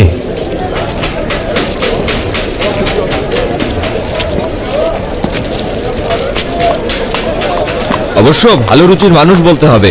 এই সেই নারী যাকে তুমি দেখেছিলে। মস্করা করবে না, জিজ্ঞেস করেছি কে, তাকে চেনো নাকি না? ওকে কে না চেনে? ওর নাম মরিয়ম। এই অঞ্চলের নয়, উত্তরের অধিবাসী, জালিলি এলাকার, হিরোদাসের এলাকার, অভিজাত সম্প্রদায়ের আর বিশাল ধন সম্পদের অধিকারী। হ্যাঁ, ওকে চিনি, একসঙ্গে এসেছি। কিন্তু ওই রোমান লোকটিকে, তাকে চেনো নাকি? বোঝাই যাচ্ছে সীমান্তরক্ষীর কিছুদিন হলো এখানকার চাকরি শেষ হয়েছে, এখন আন্তার্কিয়ায় ফিরে যাবে। কিন্তু এই নারীর প্রেমে পড়ে এখানে রয়েছে। অবশ্য এই নারীর চাইতে সেও কোনো অংশে কম নয়, কিন্তু জানি না তার ভাগ্যে কি মরণ লেখা রয়েছে। সবাই বলছে তাকে নাকি জিনে ধরেছে। জিনে ধরেছে?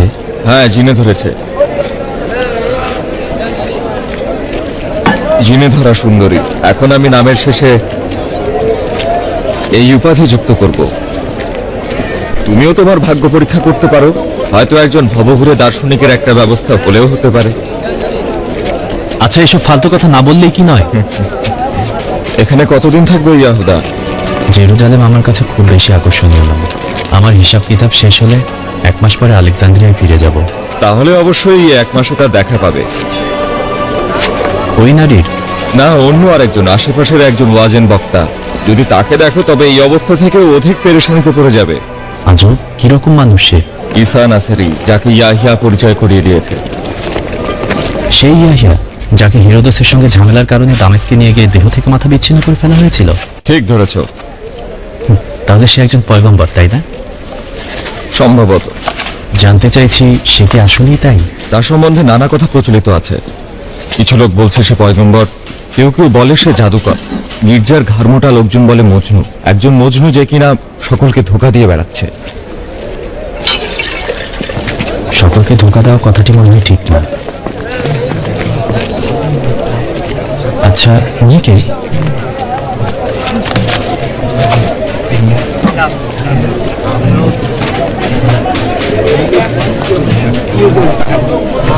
এই সেই লোক যার কথা বলছিলাম। মনে হয় আবারও কোনো এক সফর শেষে জালিলে শহরে ফিরে যাচ্ছে। যখনই জেরুজালেম আসে একটা না একটা কাণ্ড করে থাকে। আসলে বোঝা যায় না সে কি কাজ করে, একজন ওয়াজকারী বক্তা নাকি একজন বিদ্রোহী, সেটাও ভালোভাবে বুঝি না। তুমি তাকে এভাবে দেখছো কেন? তোমার উদ্দেশ্যটা কি বলো তো?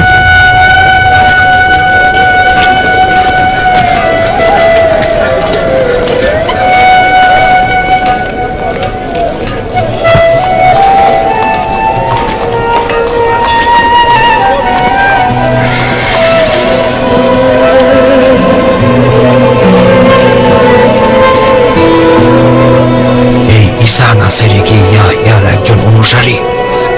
না, ইয়াহিয়া তার সুসংবাদ দিয়েছেন। বলেছিলেন যে আসবে সে আমার চাইতেও মহান। সে তোমাদের মধ্যেই আছে। কিন্তু তার চেহারা সুরত পোশাক আশাক এমন কেন?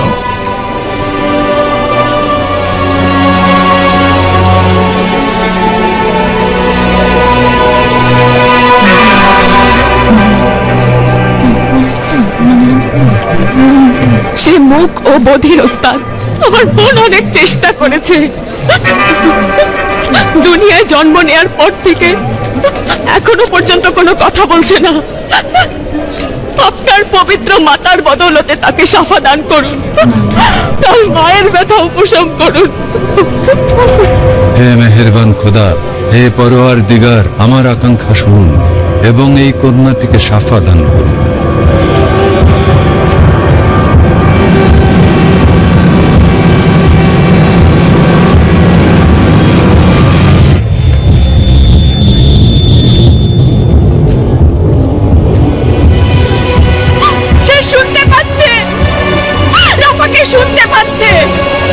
আল্লাহর শুকরিয়া।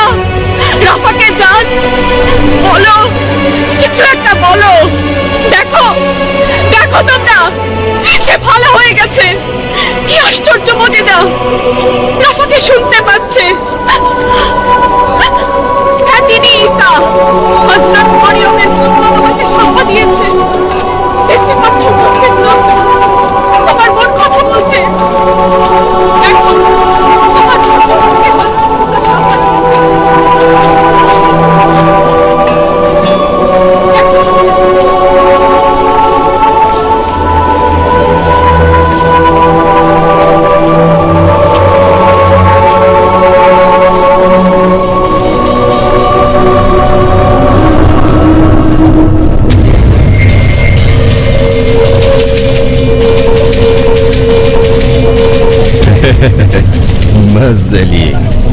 হে মহান বুজুর্গ, আমাকে বলুন, আমি কি অন্ধ হব নাকি বধির নাকি কুজো, যাতে করে আমি আপনার কেরামতের অনুগ্রহ পাবো?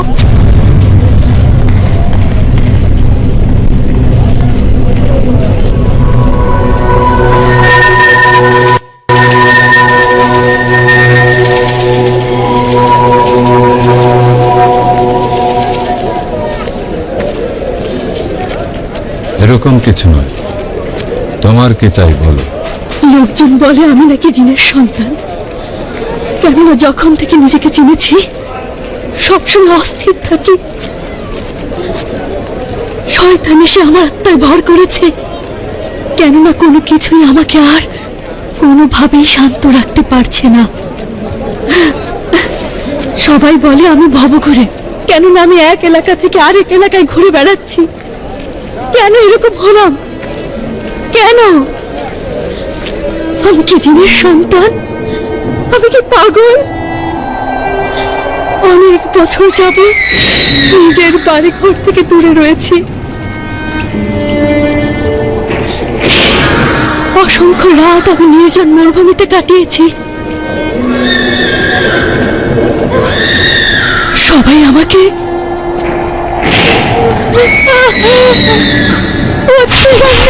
করো, আমাকে শান্তিতে থাকতে দিচ্ছে না, আমাকে শাস্তি দিচ্ছে, আমাকে শাস্তি দিচ্ছে, আমাকে মরিয়ম মাজদানি তো একটা পাগল। যদি ঈসা মাজদানের চিন্তা হতে পারে, তাহলেই বলবো যে এই হুজুর মুজিজা সংগঠিত করেছে। ইয়াকিয়ামের দেহ কবরে কাঁপছে। খোদার পিঠের উপর রহমত নাজিল করুন। খোদা ভীরু নসিহতকারী ছিল।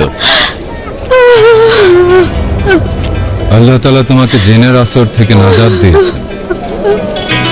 যাও, শান্ত থাকো। হে মহামানব, আমাকে পানা দিন।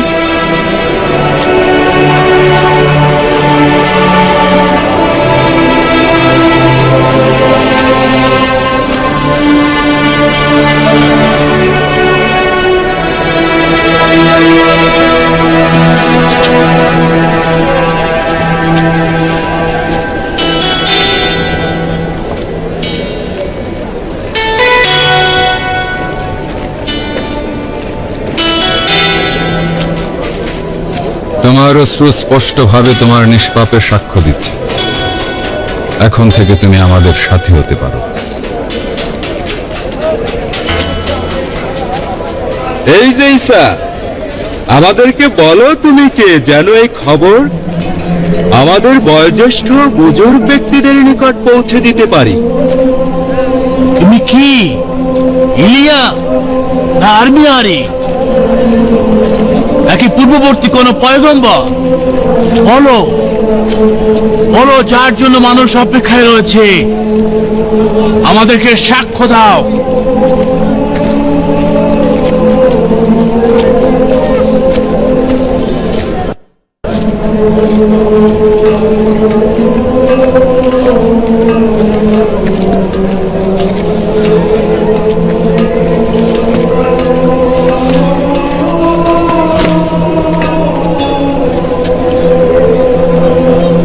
আমি সমগ্র ইহুদিদের ফরিয়াদি কণ্ঠ।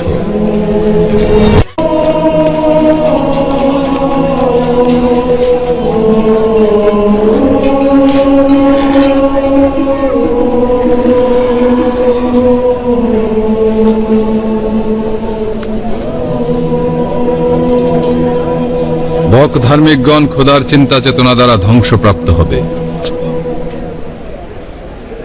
ওস্তাদ, এরপরে আর সুলাইমানের গির্জায় যাওয়া ঠিক হবে না। আমাকে অসংখ্য নির্যাতন সহ্য করতে হবে, যেমন ভাবে পূর্ববর্তী সকল নবী ও রাসূলগণ অসীম ধৈর্য দ্বারা সব সহ্য করেছেন। কেউ কেউ আমাদের সঙ্গে থাকবে, আবার কেউ কেউ আমাদের বিরুদ্ধে।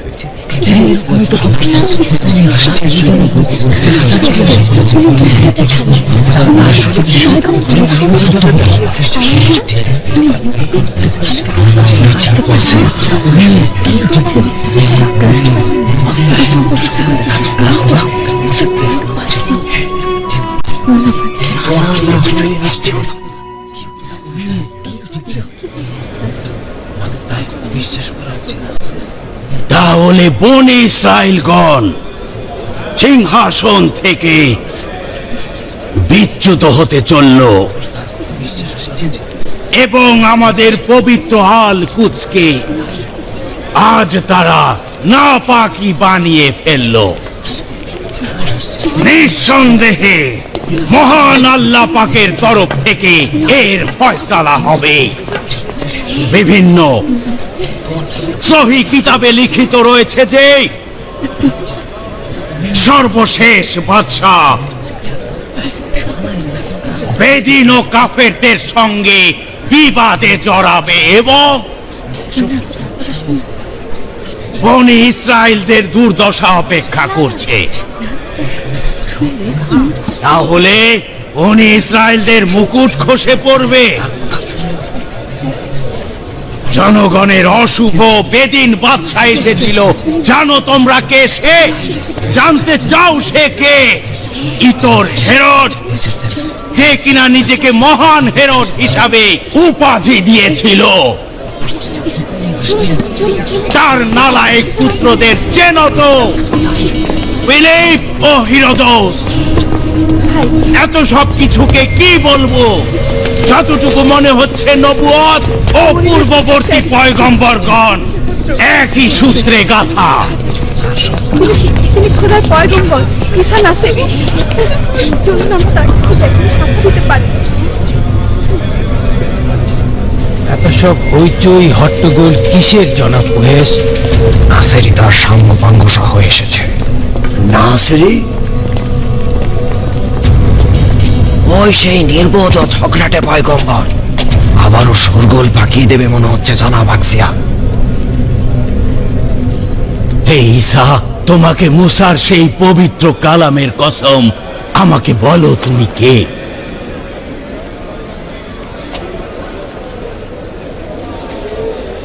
আমি ইহুদিদের সেই ফরিয়াদ জানানোর কণ্ঠ, যাকে কিনা মহান পরওয়ারদিগার এই দুনিয়াতে পাঠিয়েছেন, যেমন ভাবে আমার পূর্ববর্তীগণ এই দুনিয়াতে এসেছেন।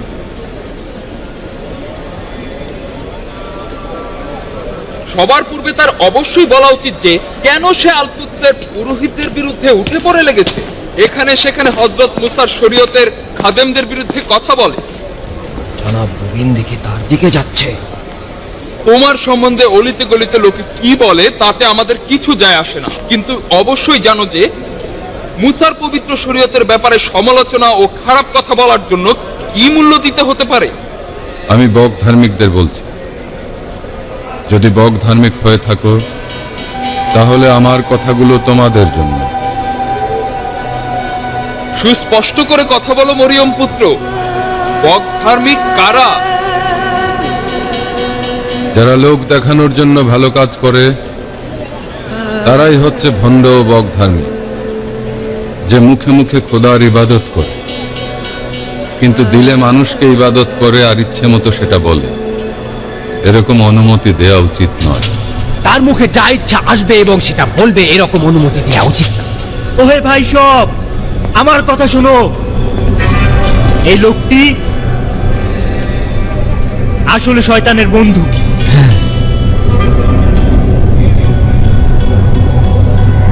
আফসোস তোমাদের মতো ভণ্ড বক ধার্মিক পাদ্রী ও তার অনুসারীদের।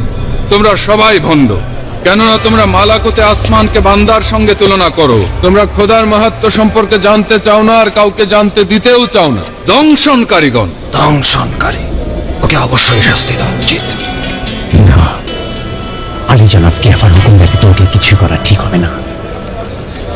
তৌরাতে লিখিত পবিত্র কালামের নিকট তাজিম করো, কিন্তু অন্তরে ভিন্ন মত পোষণ করো। ন্যায় বিচার, দয়া, ঈমান কোথায় কোথায়? তোমরা সজ্জিত পাহাড়ের ন্যায় দাঁড়িয়ে রয়েছে, বাইরে পাক পবিত্র, আর তোমরা ভেতরে ভেতরে ফিতনা ফেসাদ লুকিয়ে রেখেছো। নাসিরি তো সকল জনগণকে খেপিয়ে তুলছে, বিপজ্জনক, খুবই বিপজ্জনক। আল কুদস দোয়া ও ইবাদতের পবিত্র স্থান, কিন্তু তোমরা একে শয়তানের গুহায় রূপান্তর করেছো। এই পাথরগুলো দেখতে পাচ্ছ? দেখতে পাচ্ছ এই পাথরগুলো? আমি তোমাদের বলছি, এমন একটি পাথর আরেকটি পাথরের উপর শুধু পড়বেই না, একদিন সব ধ্বংস হয়ে যাবে। শয়তানের গুহা? সেই সুলাইমানের গির্জাকে শয়তানের গুহা বলছে? তার উদ্দেশ্য মুদ্রা বিনিময়ের দোকানগুলো। ওহে সর্পগণ, ওহে দংশনকারীগণ, তোমরা আমাকে আর কোনোদিন এখানে দেখবে না, যদি না আমার দাওয়াত গ্রহণ করো, আর যদি না মহান আল্লাহ পাকের নামে কবুল করো, কেননা মহান পরওয়ারদিগার আমাকে পয়গম্বর হিসেবে প্রেরণ করেছেন। তাদের সম্পর্কে খারাপ ধারণা তৈরি করা ঠিক হচ্ছে না।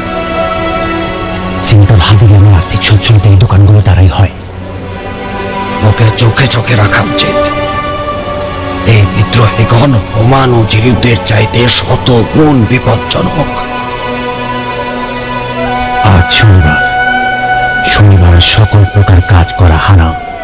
যদি কোনো অপকর্ম করতে চায়, শনিবারের উসিলা দিয়ে ওর মাথা কেটে ফেলব।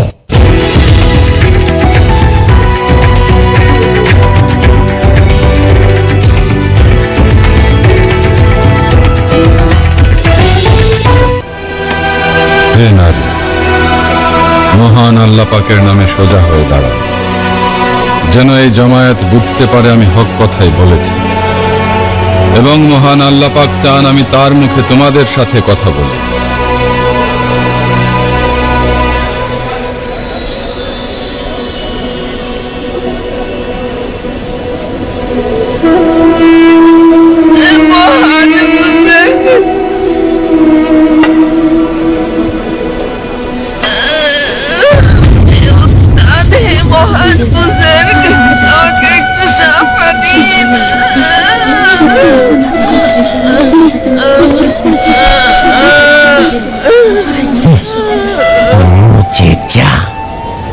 জাদু।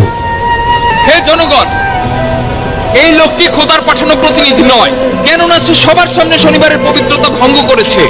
হ্যাঁ, সে ভঙ্গ করেছে। হযরত মুসার শরিয়ত আমাদের হুকুম করেছেন যে শনিবার কোনো কাজ করা যাবে না। এই দিনের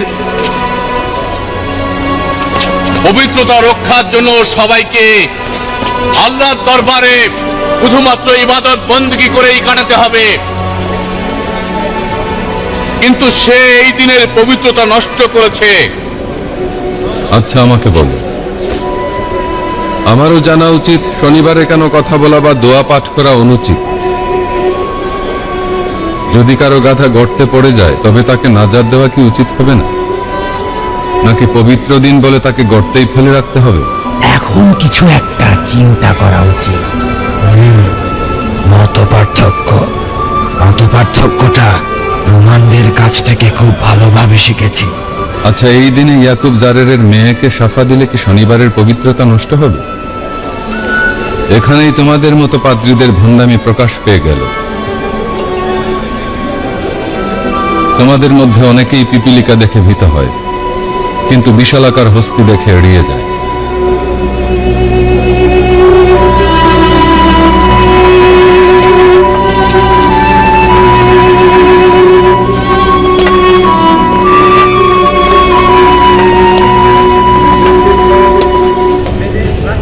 বিস্তারিত সব খুলে বলো।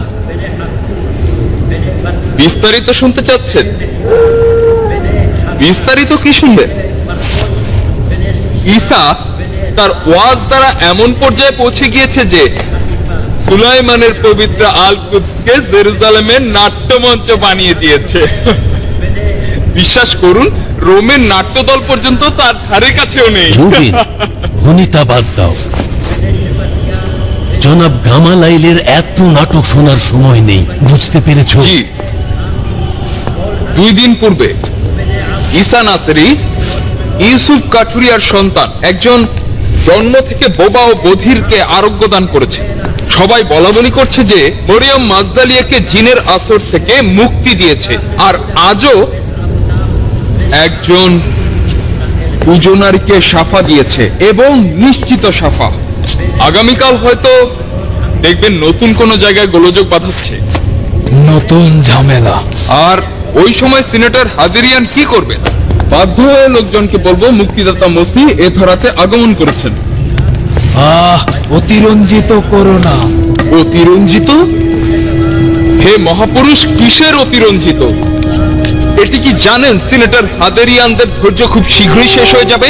এটা দেখে না দেখার ভান করলে সমগ্র ইহুদিদের মধ্যে বিরোধ, বিশৃঙ্খলা, ঝগড়া, বিবাদ বৃদ্ধি পাবে। আপনি নীরব কেন জনাব গামালাইল? আপনি তো মনে হচ্ছে সব কবুল করে নিয়েছেন।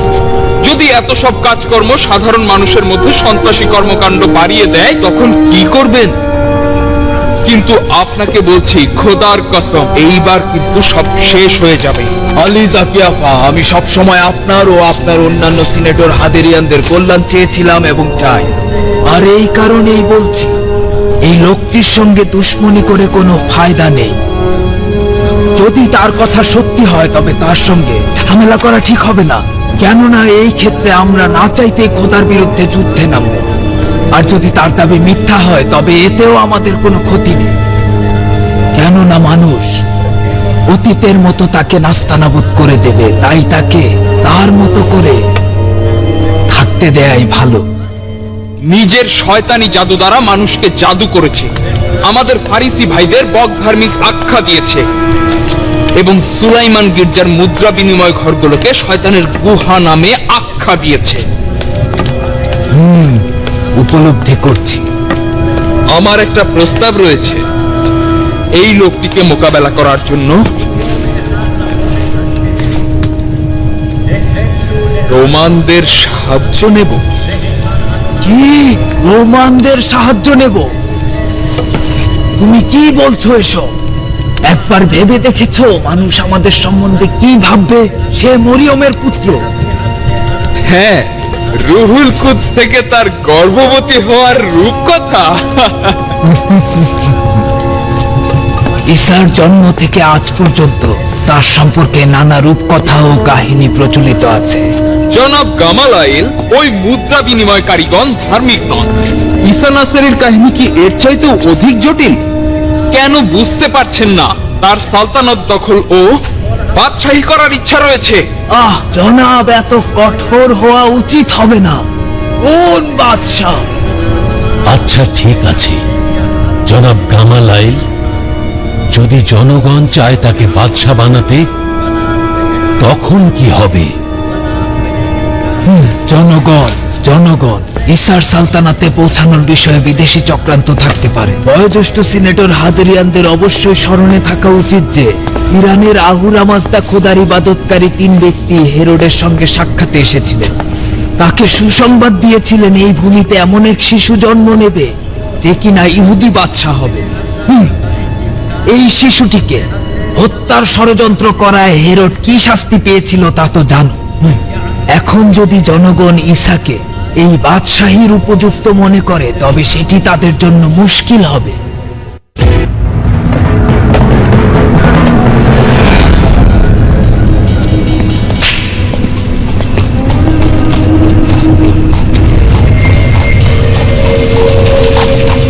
তারা যেন তোমাকে দুর্বল না ভাবে।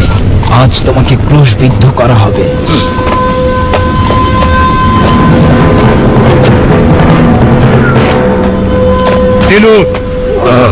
তোমার ক্রুশ প্রস্তুত করা হয়েছে। সেটা কোথায়? তাহলে আমি দেখছি না কেন? তাড়াহুড়ো নেই, তোমাকে গার্ড অব অনার দিয়ে জোরজাতা নিয়ে যাও। তোমরা কি আমাকে ক্রুশে ঝুলাতে চাইছো? আমি ক্রুশকে ভয় পাই না, কেননা আমাদের খোদা তোমাদের বিরুদ্ধে প্রতিশোধ নেবে। কিভাবে প্রতিশোধ নেবে জিলুত? তার মুক্তিদাতা পয়গম্বরের মাধ্যমে। দেখি আজ জেরুজালেমের গলিতে গলিতে তোমাকে নিয়ে যাব। যখনই ক্রুশ কাঁধে নিয়ে ঘুরবে দেখি সে কিভাবে নাজাত দেয়। বাপের অন্ধ ভেবো না, আমি এত সহজে মরছি না। নিয়ে চলো।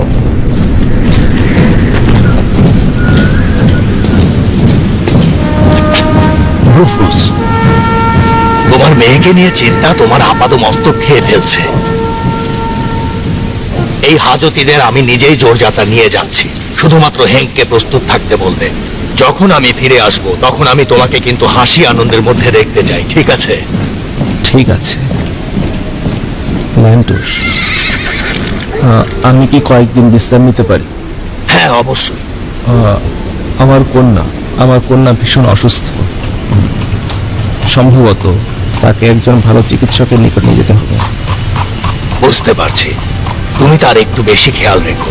জেরুজালেমের আশেপাশে বেশ কিছু দুষ্কৃতিকারী রয়েছে, ঠিক আছে? জালিলে শহরের দুশ্মনদের প্রতি কোনো ছাড় নেই। তোমার আক্রমণাত্মক অঙ্গভঙ্গি আসলেই আজব, নির্বোধ, আহম্মক। কিন্তু কতদিন? যতদিন না মুক্তিদাতা আসেন, মুক্তির জন্য অপেক্ষা করব। ওকে নিয়ে যাও। লোকজন অলিতে গলিতে লুকিয়ে রয়েছে। ভবঘুরে ও সাধারণ মানুষের ধারে কাছে ভিড়বে না। এমনকি যদি রোমান খোদাদেরও তিরস্কার করা হয় কর্ণপাত করবে না।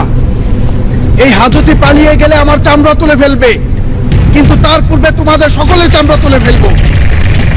এবার যাও।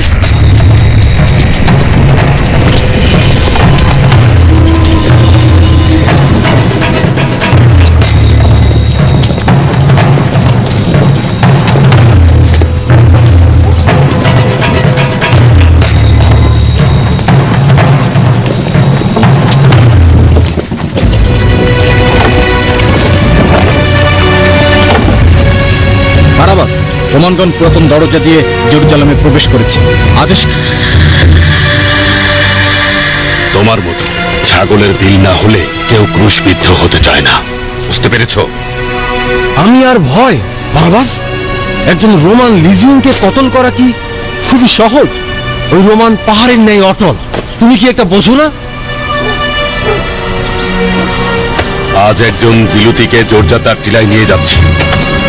জানো কেন নিয়ে যাচ্ছে? এই কারণে যে তোমাদের কারো এই রোমানদের মোকাবেলা করার সামর্থ্য নেই ভিতর তল। যখন ইচ্ছা রয়েছে তখন কি কারণে একটি আঞ্জুমান গঠন করে এদের সঙ্গে ঝামেলা জড়াচ্ছে? আচ্ছা, যাচ্ছি।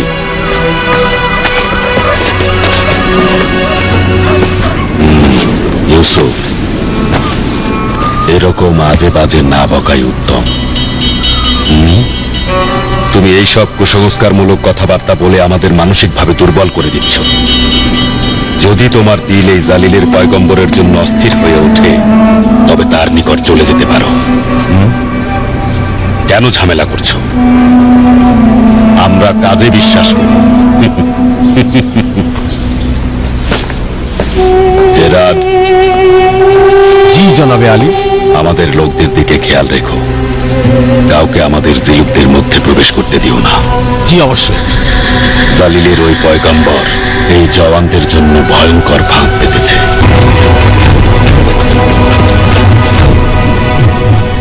মনোযোগ দিয়ে শোনো, যে কোনো মূল্যে নিজেদের শান্ত রাখতে হবে। ওরা গুলতি দিয়ে পাথর নিক্ষেপ করবে, গলিতে গলিতে নিশ্চিত লুকিয়ে থাকবে। চিন্তা করো না, তোমাদের সঙ্গে অস্ত্রশস্ত্র তো রয়েছেই, কিন্তু এখন তাদের জবাব দেব না। আমরা শুধু জোরজাতা টিলার দিকে যেতে চাই, আর এটাই কিন্তু এখন যথেষ্ট। এরা যদি হামলা করে শুধুমাত্র নিজেদের হেফাজত করবে, ঢালগুলো সঠিকভাবে ব্যবহার করবে। উত্তেজিত করা ঠিক হবে না। জেরুজালেমের এই আবর্জনাগুলো বড় ঝামেলা, কিন্তু যদি নিয়ম কানুনের মধ্যে থাকে তবে খুব বেশি কিছু হবে না। ওরা আমাদের কিছুই করতে পারবে না। ইহুদি এলাকার অধিবাসী, আপনারা শুনুন। জেরুজালেমের অধিবাসী রোমানগণ আপনাদের সঙ্গে কথা বলছে। এগিয়ে চলো।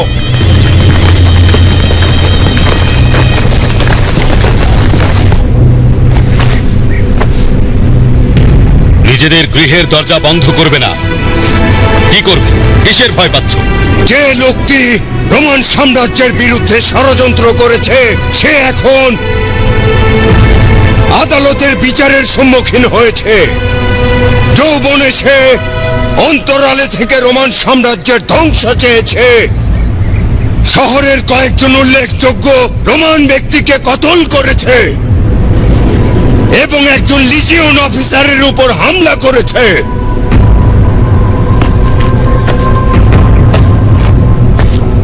এই কাফের আপনাদের ওয়াদা দিয়েছে যে মুক্তিদাতা মঞ্জির আগমন নিকটে।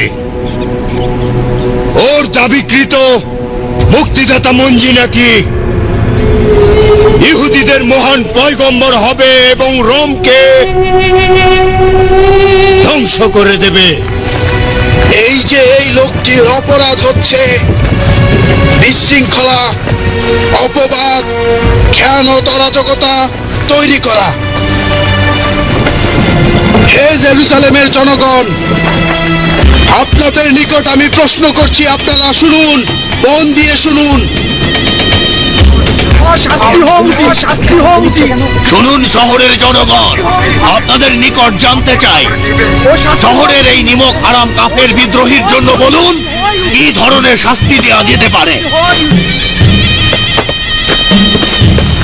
খোদাকে ভয় করো। যখন মানব জাতির মুক্তিদাতা ঈসা মসীহ আসবেন, তিনি নিজেই রোমানদের বিরুদ্ধে হুকুম বাস্তবায়ন করবেন। এই কয়েক বছরে তোমার লম্বা লম্বা দাড়ির মতো অসংখ্য নকল মসীহকে দেখেছি। এসব নকল মসীহকে আমি গ্রেফতার করেছি এবং ক্রুশবিদ্ধ করে তাদের শাস্তি দিয়েছি। আচ্ছা, তোমরা কি শোনোনি? আমাদের মুক্তিদাতা মসিহ পয়গম্বরে আখিরি জামানের প্রতি আমরা যদি মুখ ফিরিয়ে নেই তবে আমাদের নিকট প্রেরিত হবেন না।